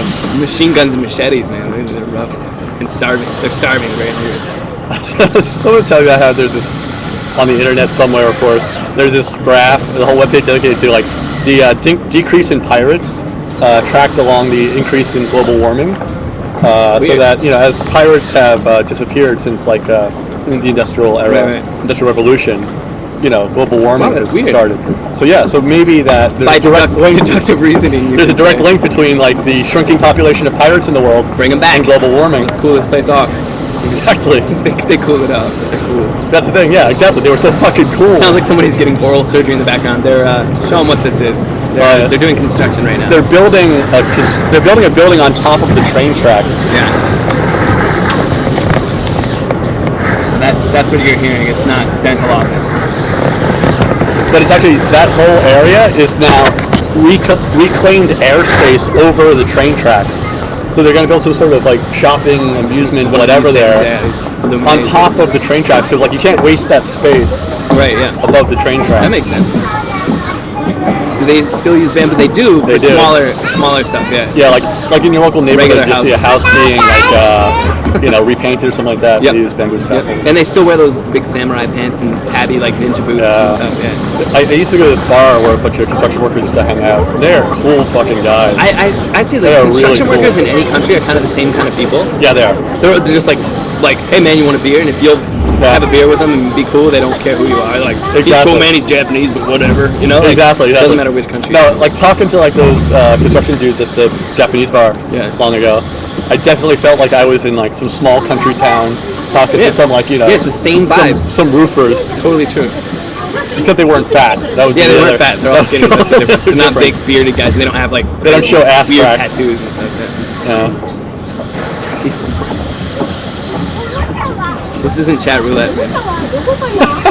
You're on the wrong site. I tried the other. I went out. I don't have a computer right now. I had one of these. It broke. You know, I went out for dinner last night with Tikyo Sam. Yeah. You know Sam. Yeah, I know. But and we tried chat roulette at the coffee shop we're at. At the coffee shop. That's dangerous. That's hilarious. That's a bad idea. That is hilarious. That website is fantastic. Yeah, it's pretty weird. They should call it cock roulette. Really. Yeah, it really is now. Yeah, from what I've heard, it's just dirty. Yeah. I mean, it's cock roulette. You're like really. 10 out of 12 are just penises. Yeah. Which is great because I didn't have enough places to show my penis as it was. There's not many places you can do it. I know, it's so sad. It's so sad. You guys can't see this, but there are like 5-year-old children not 5 feet away from us while we're talking about chat roulette and penises. Luckily, they don't understand a word we're saying. I hope. But they learn through osmosis, so they might hear it. They might know. I was in the onsen once, and this like Japanese dude rocks up with his like I think you're like maybe 5 or 6-year-old daughter, like in the men's onsen section. Ooh, I was like, dude, you know, someday when she's like, Dad, she'll remember it. Dad, I started dating a gaijin. Yeah, you. This is why, my friend. You think she won't remember? You think she won't remember, but she will remember. That's traumatizing. When she hits around 18, she's gonna be like, why do I have such an overwhelmingly good impression of foreign men and their penises? Yeah, that would not be a good idea. I took my friends. You don't bring a girl kid in the men's section of the onset. No, that's weird. I think it should be against the rules too. Usually they would not let you do that. I would think. There are a couple of things. I'm sure you've had this moment when talking to a Japanese person, and they let loose things that like really creep the shit out of you because it's totally normal in Japanese culture, but it's not normal like for us. Yeah. I saw this one guy, and he's like, I was like, so what do you do in your free time? He's like, oh, I just like hanging out, you know, with my family, taking a bath with my daughter. Oh yeah. I was like, whoa. We do that too, but hold on a minute. Up until they're about like 3 or 4. Exactly. Once they're like sentient. It's like, how old is your daughter? Yeah, that's But seriously, no, like up until I'd say they even show it on the commercial. Up until 10 even, I would say. Yeah, you see it on the commercial. They show people that are like a little bit too old to be bathing together, but you're like, so be it. That freaked me out the first time I heard that. Yes, I love bathing with my daughter. Do you plan on having kids? Not anytime soon. Japanese food, Having kids for what? Lunch? Ooh. Delicious child meat. Totoro rocks. Yeah, it does. It's a good movie.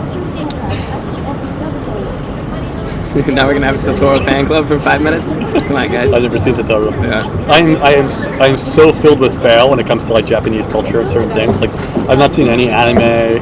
Oh, me too. They were asking that when we were gone. I was like, J-pop. I'm not super. Sorry.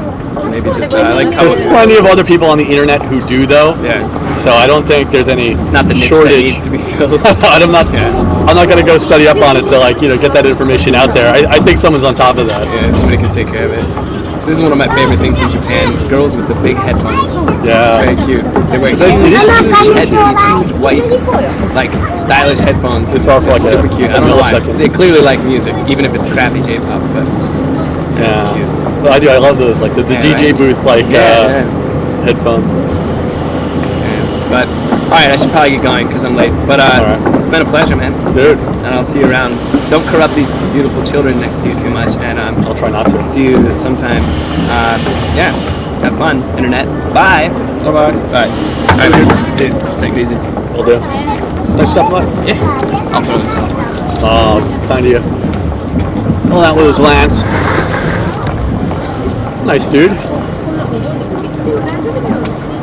Yeah, I wanted to ask you too. Like, I emailed Dave and was asking him if I could do stand-up or he didn't email me back, so I took that as a no. But not necessarily. I'm gonna show up to the 16th or whatever a little early and and see if maybe we can get 3 at the beginning. I know he gets annoyed.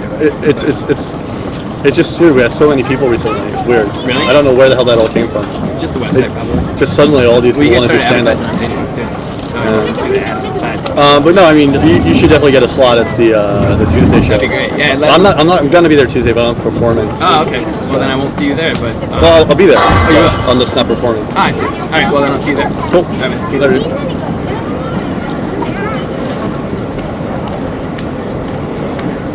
I'm out looking around for the Fez. I haven't found a nice one yet, though. I want to get a nice one. I want to get like a nice Fez, not just any Fez.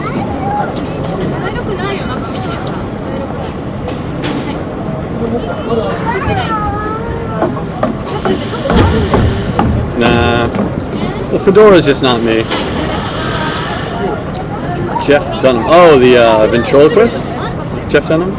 He's funny. I mean, I think I hate ventriloquists, but Jeff Dunham's actually pretty funny.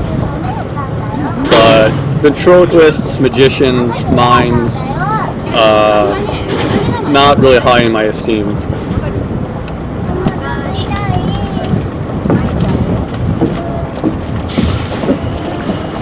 PTT Lucky Boy, you're probably the first person to ever say that. Excited about Syracuse basketball, how could I not be? Syracuse basketball rocks, go Orangemen. And Sam is fine. Yeah, so those of you who follow YouTube closely may have noticed that TKO Sam's user page is down. He just had a little bit of an issue with one of his videos. So I had to take the video down. He's keeping his profile off for the time being, but he'll be back and bigger than ever in the near future, I can almost guarantee you. As I said, I went out with him for like a beer last night. He's in good spirits and all is well in the life of TKO Sam. So don't worry about him. Anyone who wants to say a prayer for, say it for a little sack of shit stalker who's been harassing him, myself as well. It's the same guy who was bitching about him like a week ago here.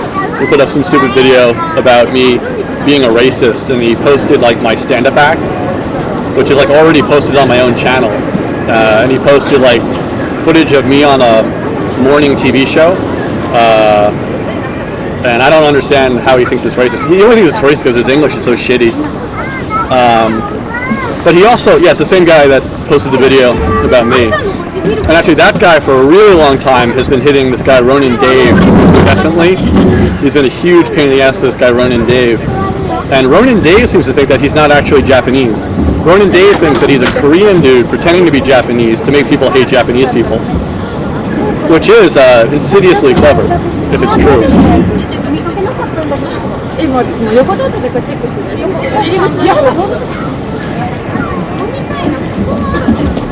Nice, Blue's Clues. I get that sometimes, the guy from Blue's Clues. I'm not sure if that's a good thing or not. Probably not. I'm wearing a cap because my hair is, oh, that's a good look for me. I like this look. Nice. My hair is all kinds of crazy right now. Nice. Woo! Now I look like I should be singing for The Cure.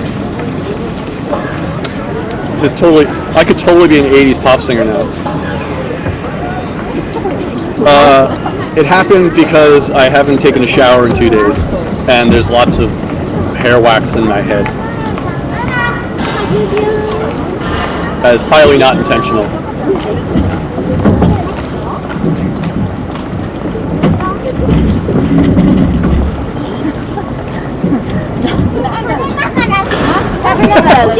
She blinded me with that's awesome. So I keep looking on my shoulder. There's a indoor seat next to the electrical outlet, and the guy has finished his drink. There's just ice cubes left in it. And so the second he leaves, I'm gonna move over there so I can plug in my computer and get warm. But I don't want to fucking miss my chance.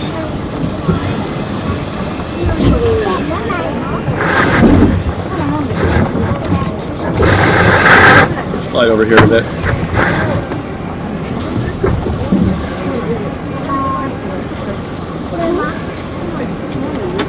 Do I condition? I got my Pert Plus all in one. That's all I need.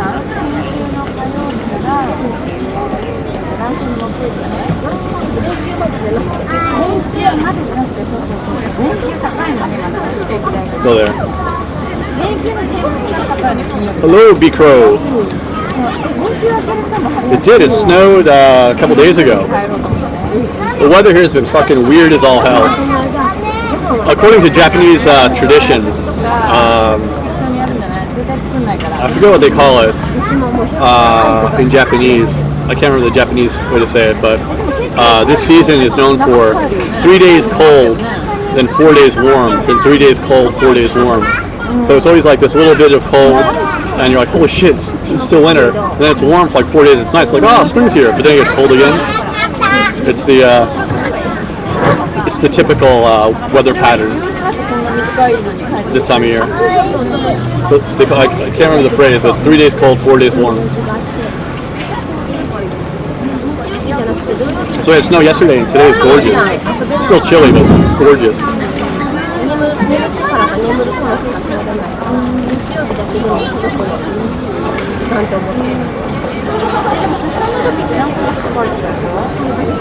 Layla, my favorite moment, my favorite time of year in LA is just around now when the rains come down, and like all the mountains up around like the city, like turn from brown to green like in a second. It's the coolest thing in the world to see because like it's a fucking desert, but like once those first rains start, the whole place just turns green like suddenly. That was so cool. It's such a like a immediate transformation. I always loved that.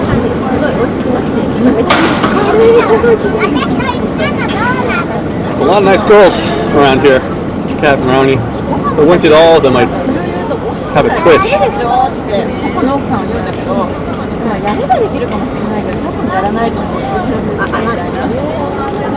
Later.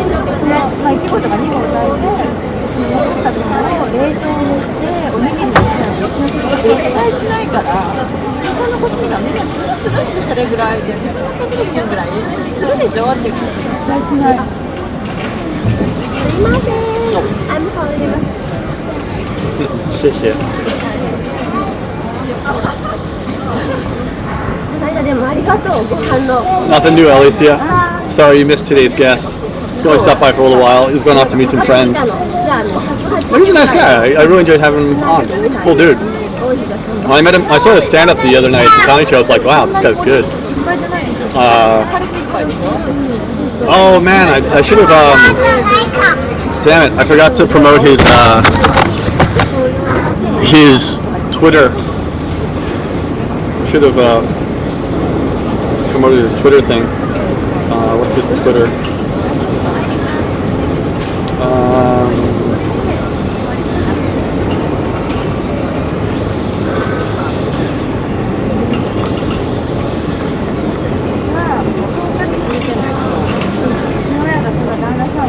Barcode hair.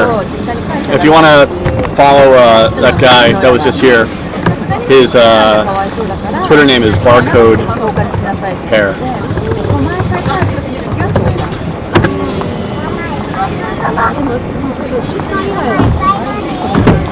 So Lance's Twitter feed is Barcode Hair if you're interested.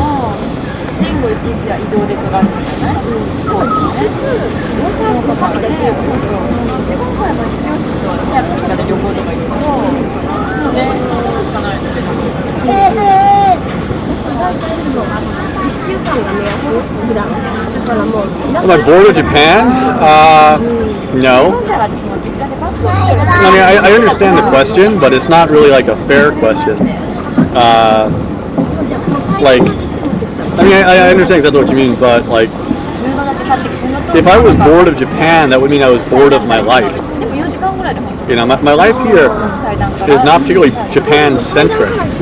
It kind of just happens to be the place I live, where my job is, where my friends, my apartment, and stuff like that. So Yeah, I'm enjoying my life in general, and my life happens to be here in Japan. But if you mean like, has Japan lost its novelty? Then it has to some level, but as the novelty fades and you get a deeper understanding of the culture, it becomes interesting in different ways.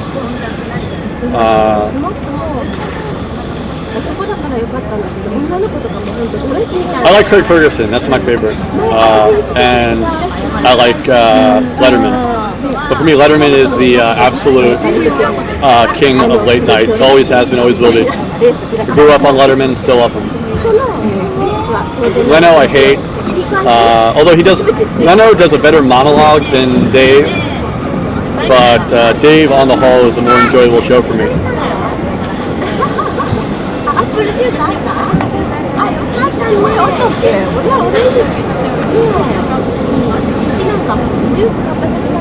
Yeah, I'd been to the University of Tokyo briefly, but I've been to other universities more often. I coach the Rikyo University drama team, and I teach a class on comedy at Temple University, Japan, and occasionally I do stuff at Keio, but rarely. So I have met Maggie Bond once. We ran into each other completely randomly on the street in Akasaka and went out to have lunch at Lateria together. And she's Maggie Bond.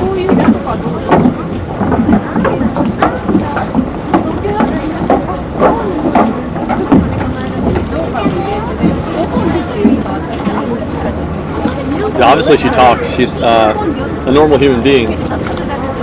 I'm more surprised that people seem to not understand the concept of people having kind of like YouTube personalities and then the normal personality in real life. That a lot of people on YouTube are very, very different in real life than they are in their YouTube videos.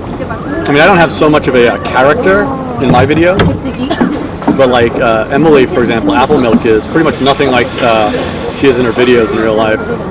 Maggie Bond, I mean, well, she's just a typical normal chick, basically. You know, but most of them are like, they have a kind of character, somewhat different. Hannah Minx, very bright young girl, and she knows very, very, very specifically what she's doing. She's doing a good job at it.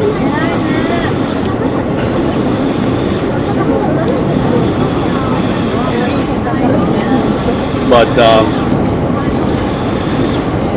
yeah, I mean, Hannah Minx is a shrewd businesswoman. I put it that way.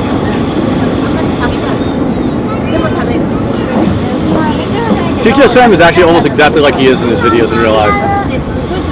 He's probably the one with the least difference, I'd say, between like his videos and his actual personality. It's pretty much spot on him.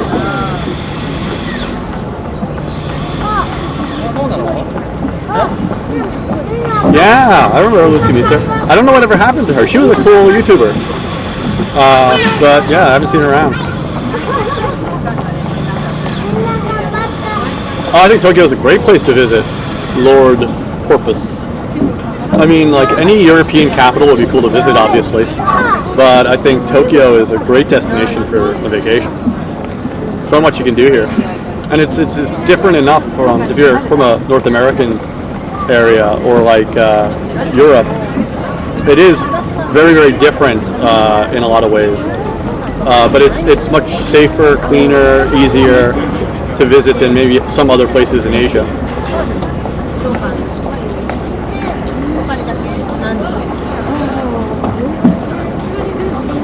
Parker 75, that is probably correct. I am a good example of what happens if you stay too long in Tokyo. I don't necessarily recommend living here for a decade. It's worked for me. I like it, but I'm not sure I would recommend it. I know, like that guy was just here, Lance. I mean, you probably should go in 2 years.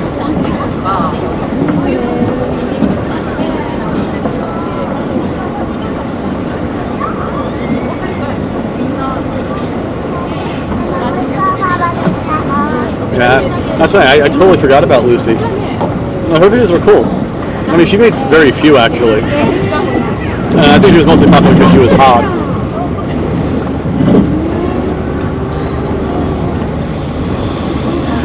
Did I produce a Japan 2010 show on JWTV? No, I did not. I did not produce that. Sadly.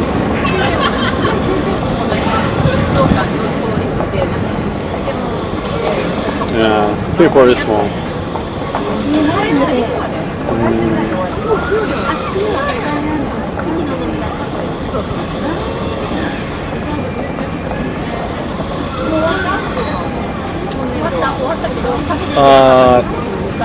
Land porpoise, yes. Unlike America, at least, Japanese people on the whole prefer to watch foreign movies with subtitles. So very, very rarely are movies dubbed. The only movies that are dubbed are animations like Shrek, for example. Shrek is going to be like dubbed. Any animation is dubbed with Japanese voice actors. But for live action films, Japanese tend to actually prefer the voice of the original actors and then have subtitles. So almost every theater, they sometimes have a few screens that have dubbed, but almost 90% of movies, foreign movies shown here, have subtitles. The only thing that sucks though is like when you're watching a movie, like I was watching Babel in a theater here, and like when they're in like when they break into Spanish, it's subtitled in Japanese but not in English. So that can be a pain in the ass. So anytime you're watching a film that mixes in some other language, like Inglourious Bastards, I was watching that. Like I had to read the Japanese subtitles to understand what they were saying when they were speaking in like French, Italian, or German. But even then, it's like, is it easier for me to try and read the Japanese subtitles or guess what the meaning is from the limited French, German, and Italian I know?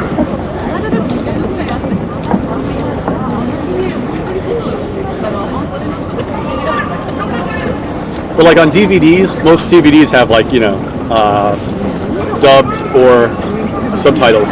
But just generally speaking, most people prefer subtitles to dubbing. On the contrary, I think in the US, whenever we watch Asian films or foreign films, they tend to be, well, dubbed, I think, not subtitled. It is. No, actually, I mean, I studied Spanish in junior high school, but I just spent 1 year in LA, and seriously, my Spanish was a lot better after that 1 year. Later, more.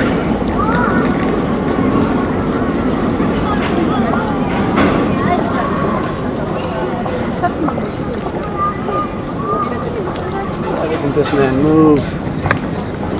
What's the battery status? Yee. 12 minutes remaining. Seriously, dude, you have finished your drink. You were done here.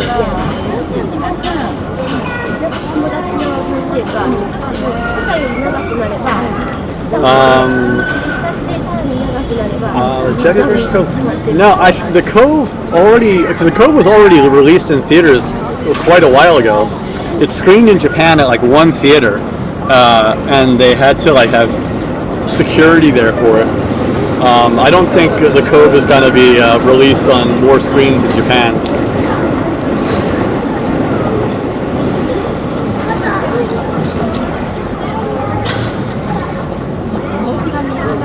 But again, like most Japanese people would be just as surprised if they watch the Cove as any American would be, because almost nobody even knows that there's anybody still eating dolphin in this country.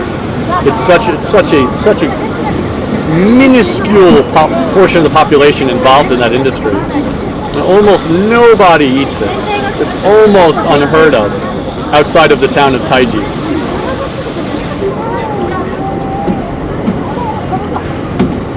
Alright, I have another laptop I can switch to for a backup battery. This guy doesn't move soon. But if I suddenly go blank, it's because the battery died. But I will be back within like a few minutes if my screen does go blank. Oh no, Avatar's already out. Watched it in 3D. It rocked. Oh, Avatar did not suck. Ishtar sucked. Howard the Duck sucked. But Avatar did not suck. I mean, it was contrived and the storyline was, you know, lame, but it was a very interesting movie. Like, visually it was spectacular.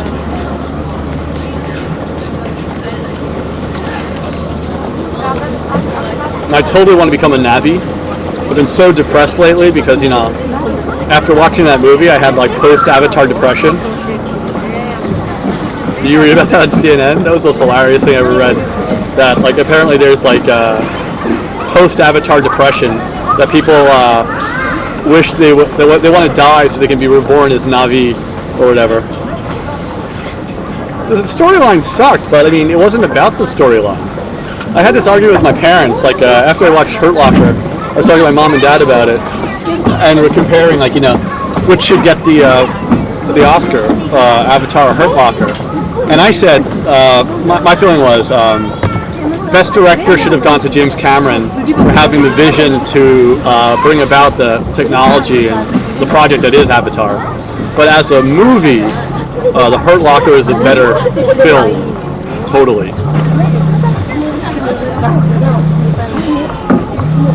Oh yeah, that was racist, or like the white man, savior white man. I mean, that is hilarious though. Like when you look at Hollywood films, how there's always like some native population, and then the white people come, and then one of them, you know, falls in love with one of the women, and he then becomes better at their culture than any of them have ever been, and leads them to victory against his own people. It's such like a white male fantasy. Which is hilarious, but it's not, yeah. Just got a phone call from Sam. Just you want. Yeah. Thank you for the update on the phone there. Fucking guy still there.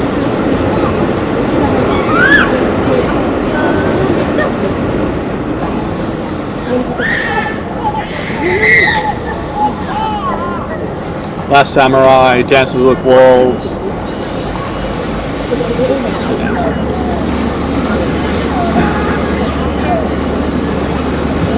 It's great how like Tom Cruise masters the Japanese language and becomes a proficient swordsman in the matter of like 3 months. And then leads, you know, and then he's the only dude who doesn't die in that final battle scene. Like if I had been those village people and he was the only guy who came back from the battle, I've been like, whoa, wait a minute, hold on a second. So all of our samurai dudes go out to fight, and you, the white dude who just stood up 3 months ago, you come back without a scratch. Really? What exactly went on out there? You know, it's a little bit suspicious. But instead there's like, oh, you survived. Here's the beautiful ex-wife of the guy you got killed. Go live in the mountains and have lots of biracial children. Yeah, that's exactly what would happen in 1890s Japan. My favorite actor? It's hard to say. I like Billy Connolly. Anytime I see Billy Connolly in a movie, I love him. But he's a horrible actor, obviously. I don't know. I don't think I have a favorite actor. I really like Mifune Toshiro from the films of Akira Kurosawa. He's my all-time like favorite actor, probably of all time, you know. But I don't know if you ever heard the story. It's hilarious. Mifune Toshiro was like in almost every one of Akira Kurosawa's films as like the butch badass samurai dude, and he was going to be. He was offered originally the role of Obi-Wan Kenobi in Star Wars, but he was worried about his English not being good enough, and he didn't want to get. He thought like if I do a science fiction film, it'll get me kind of like typecast. I don't want to like do science fiction stuff, so he turned down the Obi-Wan Kenobi role, which I think worked out for the best. Alec Guinness was great. Hold on, Sam. Hey, what's up, dude?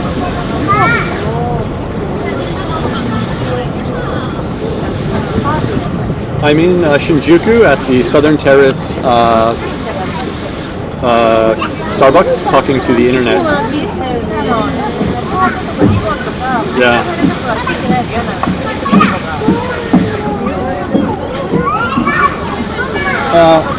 We can stop by. I'm going to be on for another hour. I'm going to go in a little bit after that.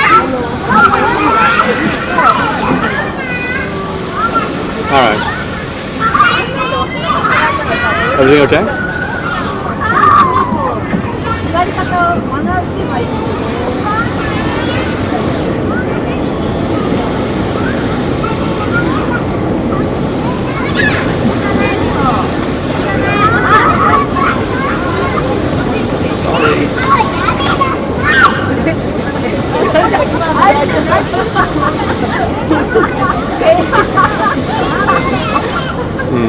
All right.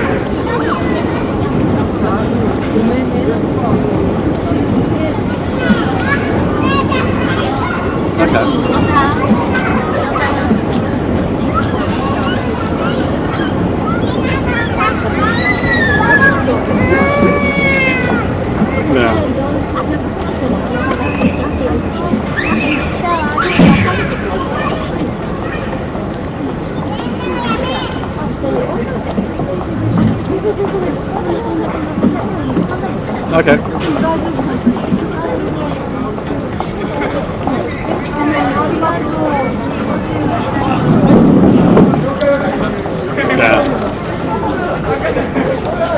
Yeah. All right. Cool. Well, good luck with the apartment search. All right.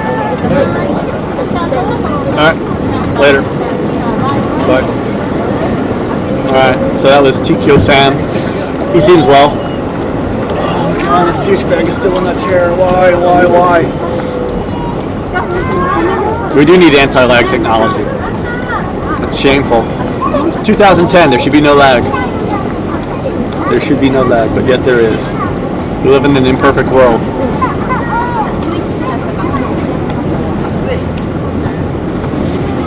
Yeah, Carrie P, they usually are with Sam.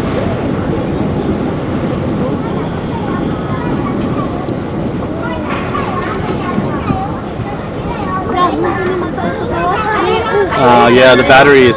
It's already giving me like the your battery's time warning. It's down to 3 minutes remaining. Seriously, this muffle better move soon. Maybe I should just go in and like assault him. Alright. Time to get the other laptop prepped.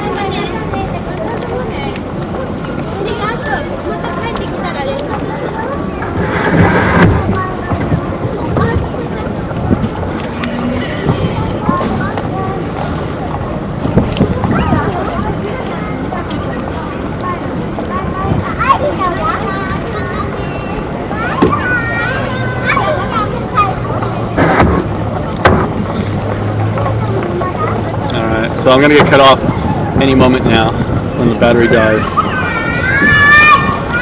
So, actually...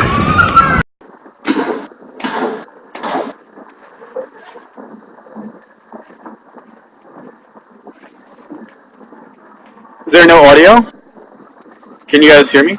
Is the audio feed and the video feed working properly?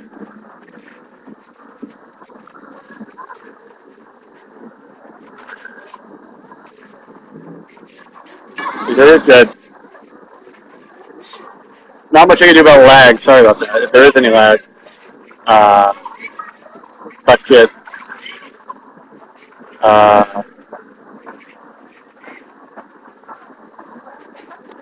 But at least we got connection of some kind.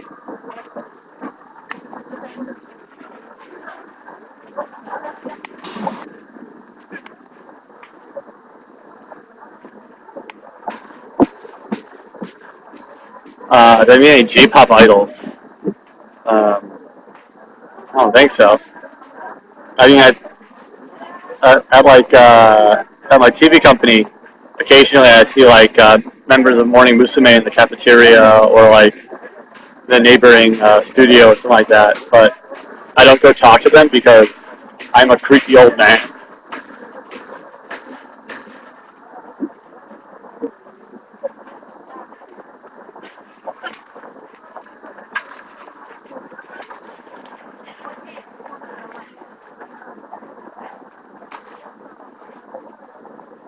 But yeah, every now and then I see people like in the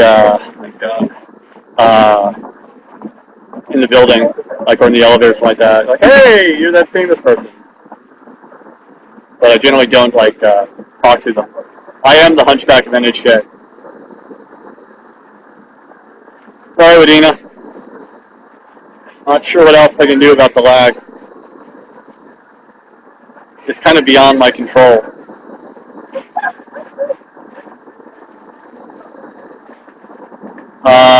Yeah, I'm working on JIB TV. That's always like kind of my main job. And then a number of other things. Nothing too exciting right now. Hopefully in a month or so I'll have exciting news, but depends on nothing I love more than kids running around screaming their heads off until they trip. Please trip.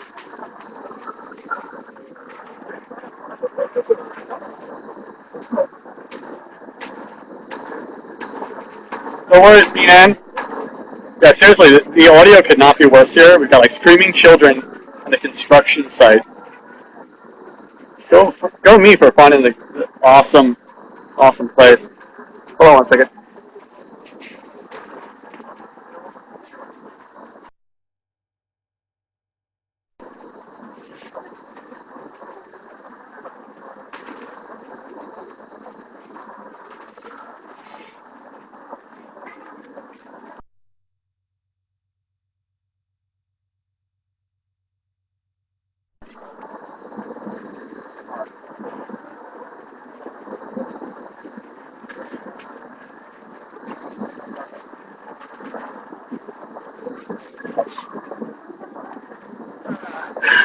Back.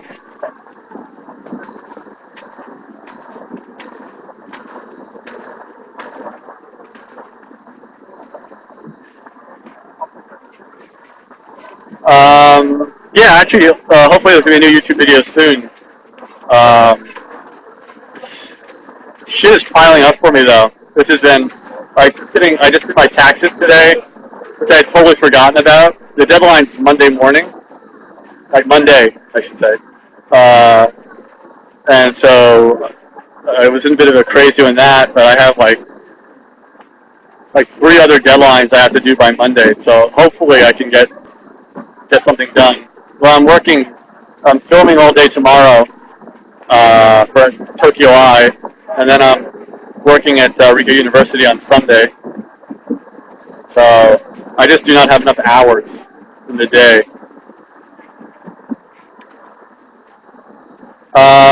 You can watch the Tokyo Eye episodes as they're broadcast live. Like, the day they broadcast, you can watch them. But right now, there's not an archive to watch old episodes, unfortunately. I mean, we're working on that, and hopefully we'll have that up soon. But NHK moves at geological tectonic speed, so I might be retired by the time it actually happens.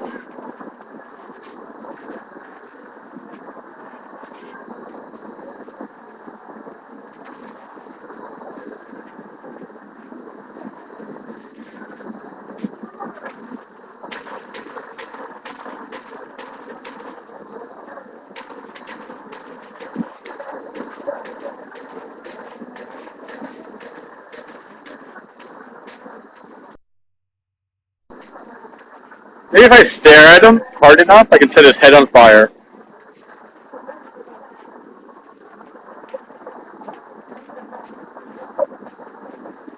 Nah, it's not working.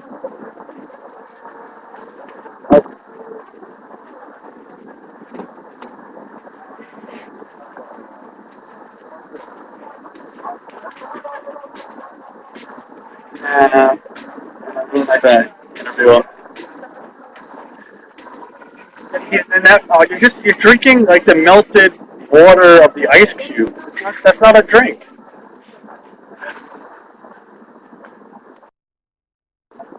Yeah, I think if I go in there with this coming at him, I think that'll get me the seat. I would be like, excuse me, I need to use this seat. I look like fucking Londo from Babylon 5.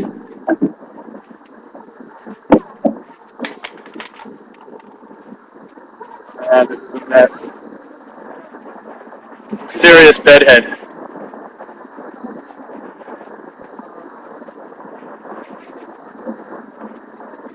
Keep that bed with bolstered.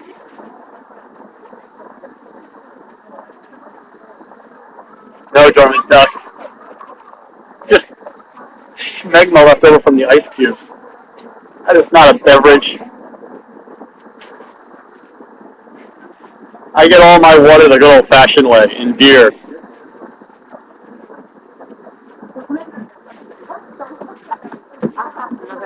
Sorry, Acoustic Kitty. Yeah, JIBTV, for very idiotic legal reasons, cannot be viewed inside of Japan, only outside of Japan. But the blog section is viewable. I have a blog there, so I want to check that out. It's occasionally entertaining.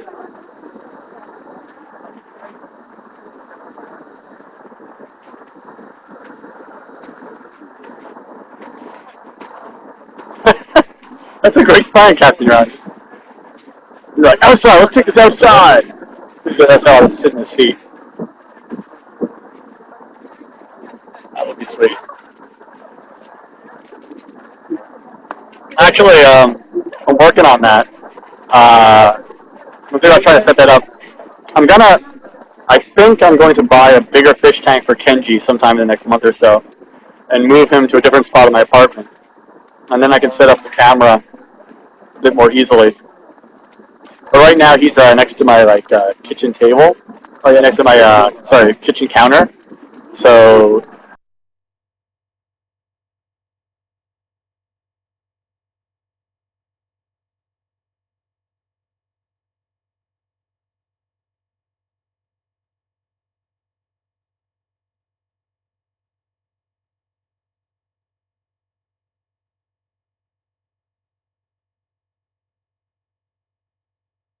the computer will be before he dies, hopefully. Then refresh. If I'm frozen, just hit the refresh key.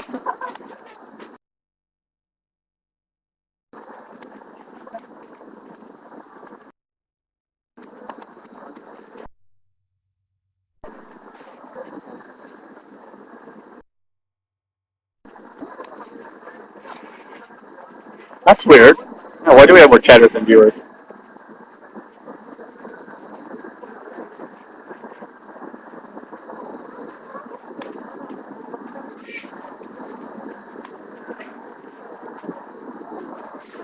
Seriously, this guy's pissing me off now.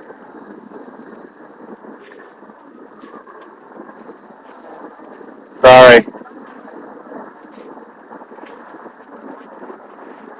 I think this laptop I'm on now is slightly less reliable than my MacBook.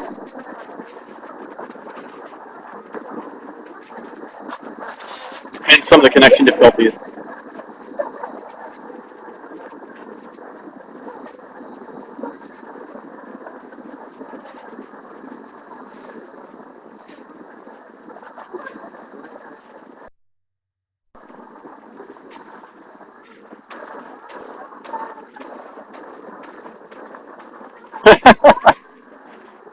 Kenji Tron. That would be awesome.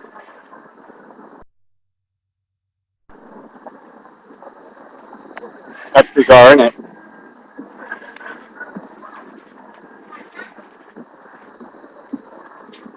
Probably because we were talking about my goldfish Kenji. As soon as I mention his name on the internet, people become fascinated. That's the two things the internet loves: titties and goldfish.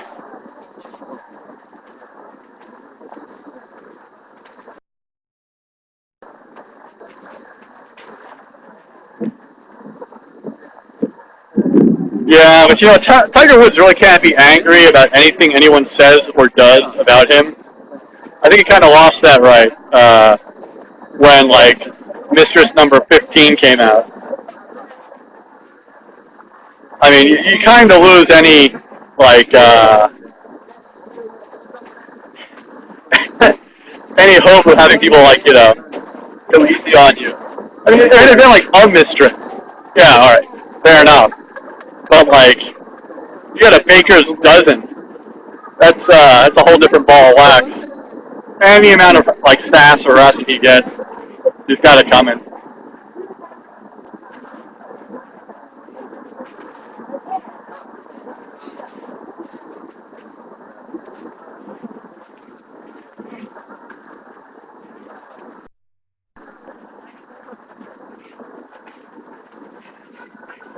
I don't know why my goldfish didn't die yet. Seriously, it's been like three and a half freaking years that fish is still living. Seriously. And I'm terrible. I've had cactuses that died. You know, my apartment is less hospitable environment for life than a desert. That's frightening.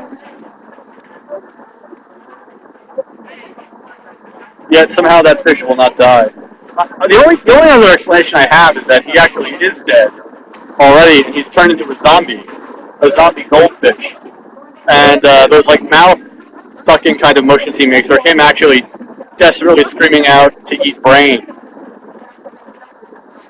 But I don't know how much brain is in the fish food I give him. Yeah, Patrick, that was the other option. I kind of wish Tiger Woods had just owned it. Like that would have been awesome.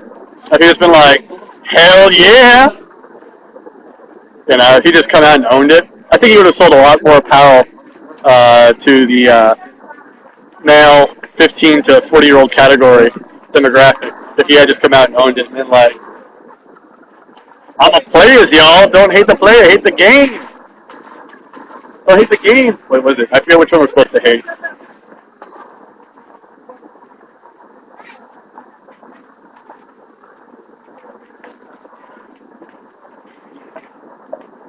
That would have been solid if you had just been like, I did it, and I'm going to do it again. Let's meet in Vegas, baby. Tiger Woods stays in Vegas. Could have gone to foreign films. That would have been awesome. I don't think I'd want to see a Tiger Woods foreign film though. Oh god, there's so many great titles you could come up with sexual puns based around golfing.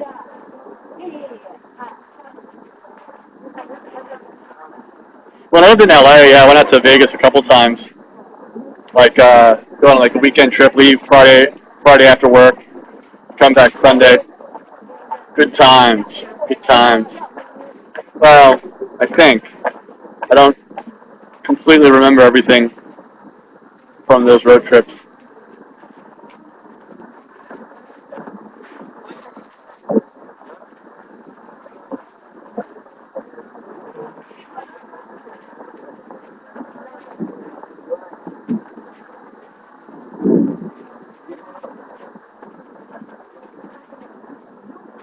Still there. God! They should put a fire alarm or something. I also have to pee like a racehorse. Alright, hold on a second. I'll be back in 1 second. I'm going to scope inside to just another seat.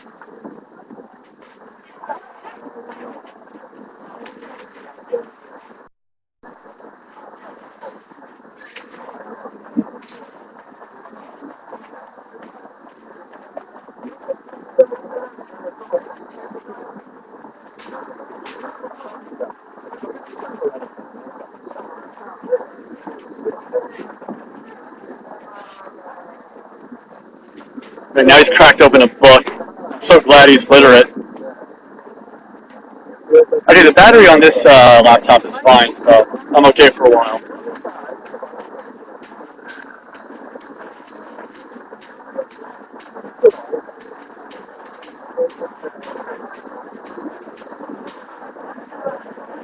Glory hole in one, that's pretty good. The snatch trap, that's good. That's good. Now my Vegas story, I got one somewhat amusing Vegas story. I went out there and I had like maybe $500 to blow on slots. I'm like, all right, I'll go with 500. That's it. That's all I'm gonna lose. And I lost all my money. I had like $40 left over for like a lap dance at what's that place called? Crazy Horse. Me and my friends go there, and like we end up going back to the casino at like 3 in the morning, drunk, with like stripper glitter on our faces, and my friends are like, "We're going in, we're hitting the hay, we're going to bed." And I'm like, "Fuck that, I'm staying up." And I had a little bit of money left over. I went and I played roulette, and with I had like 20, $30 at most in cash, and I managed to get up to $1,000 in winnings on the roulette table. And it was in there at like 6 a.m. or 7 a.m. And I realized, like, holy shit, I have like $1,000 now. I'm up huge from when I came in. This is awesome. And I immediately panicked. I was like, I gotta stop gambling right now. I gotta stop gambling right now. Keep in mind, I'm incredibly drunk at this point.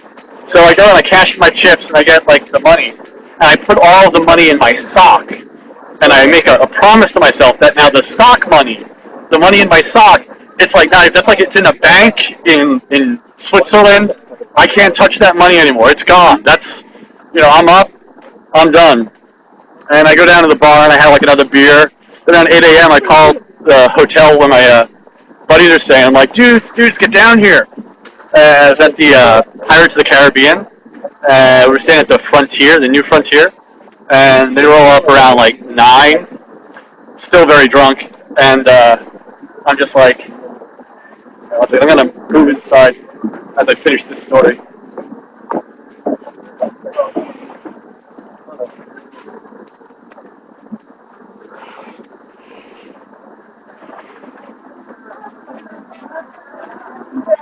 That's the guy, by the way.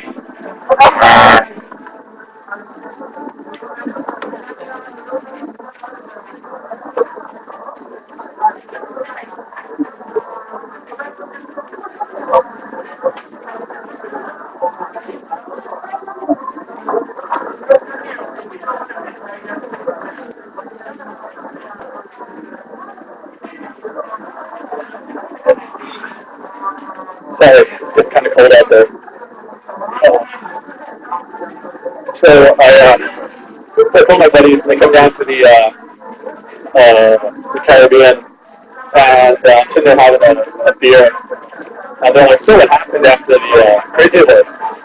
And I ripped out a lot of cash in my sock, and I'm like, "Big Daddy, it is big time, boys.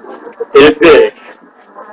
And they're like, "Holy shit, you got all this money. That's awesome. Good for you. We hate you." And I said, no, I want to share, because this was like lucky money, right? So I want to do a little bit of seed money for you guys. So I gave my two buddies each $60. And so now you guys take that $60, go play the slots, like do whatever you want to do one last time, see if you guys can make some money off this, because this is lucky money. You're going to sit here and have a drink. And I did. I sat there and I had a drink. And about halfway through that drink, I suddenly started thinking, like, well, what would be so bad if I just took like $60 out, just like I gave those two, and then I went and I played that $60, and I still have the money in the sock. I got like this $800 still left over in my sock, where it's completely safe, can't touch it there. And I'll just go back to the little table and put down $60. I'll see how it goes. I lose. Hey, not bad. I still got $800. And so I go back and I play the roulette table, and the $60 is gone like that. And it's like, oh wow, okay, that sucked. Oh man, that sucked. All right, let's play a little bit more. And then I was down to $500, I know, I thought, this sucks. Now I've just broken even for the trip. I want to break even. I was up 1,000. So I put 500 down on red. And of course it comes up black. Ooh. Always bet on black. Yeah. I think many people have stories very similar to this. But I'm amazed that putting the money in my sock did not prevent me from gambling it away. That was I thought it was a faulty plan. Uh, no, I play well, I play like, a lot of different things. But I like roulette. The great thing about roulette is because no matter how impaired your judgment is, your chances of winning are still the same. Whereas other games, like card games, you actually have to be somewhat coherent to play. But roulette, you could be, it really doesn't matter. There's no amount of inebriation that will affect the statistical likelihood of you winning or not winning. Right? We're going to use that with it.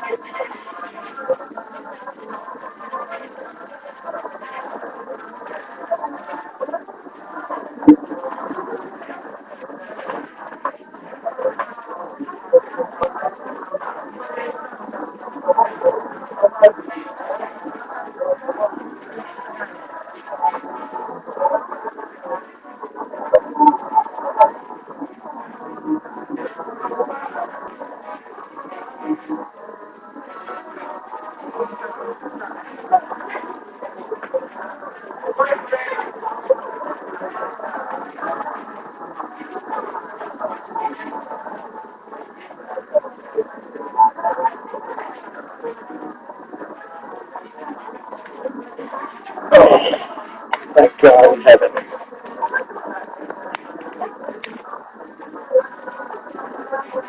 So what I missed?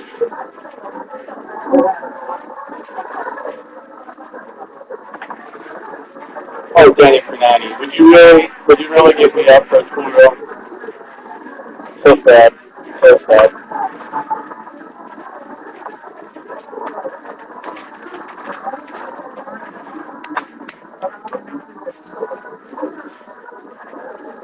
Oh, wonderful. Wonderful, Danny. Thank you for asking.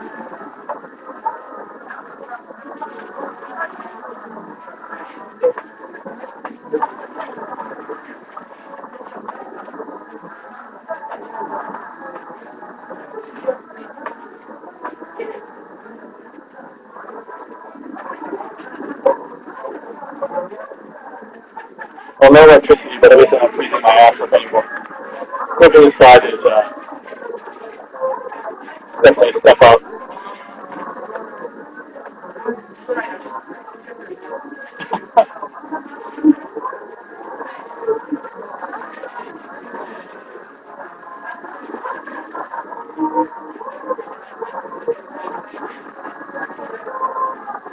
Alright, so we're going for another like 25 minutes or so.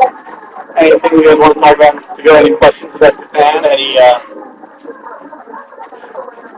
questions on your mind?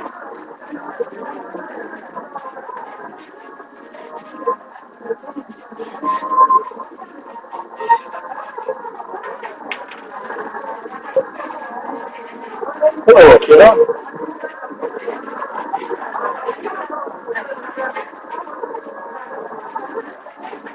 Well, I never said that past times, but it's true.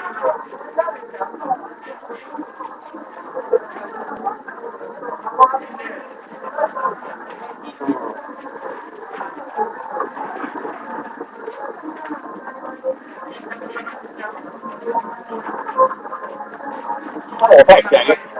Nice to know.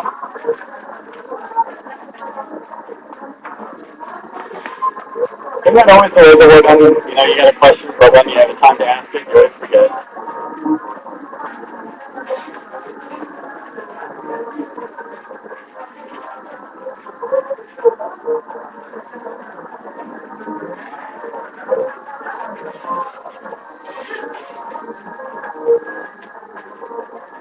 The IT market over here. I don't really know.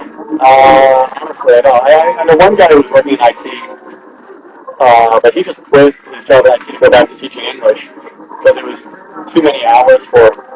The pay is good, from what I understand. Well, he was getting paid well, but he had a beeper, and he was basically on call like all the time. Anytime there was like some issue at the office, he had to like drop what he was doing and go in. He'd be working overnight sometimes. But he was compensated pretty well from what I understand.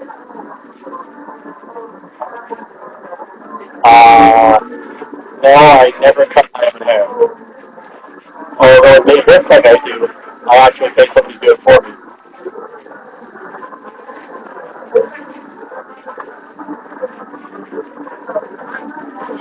Least favorite actress. Steven Seagal is up there. Not that he counts as an actor. Uh, but he just makes such a laughable caricature of himself at this point. He really should just stop. Just go away.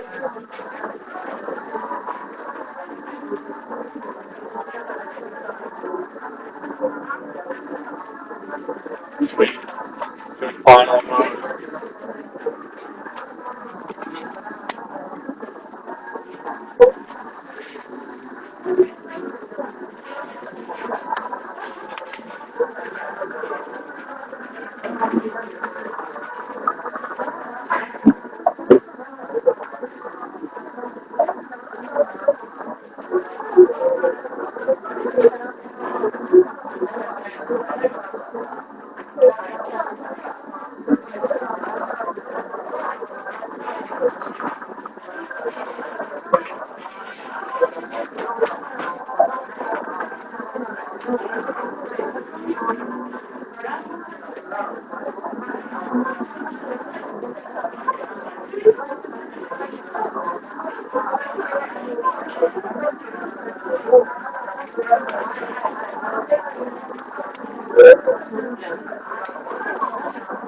Alright, we have electricity now.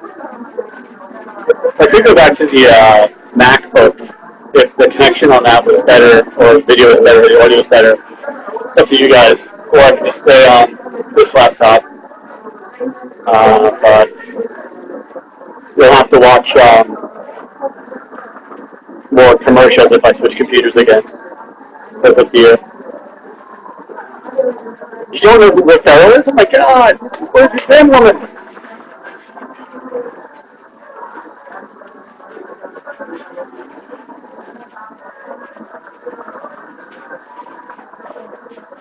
Switch?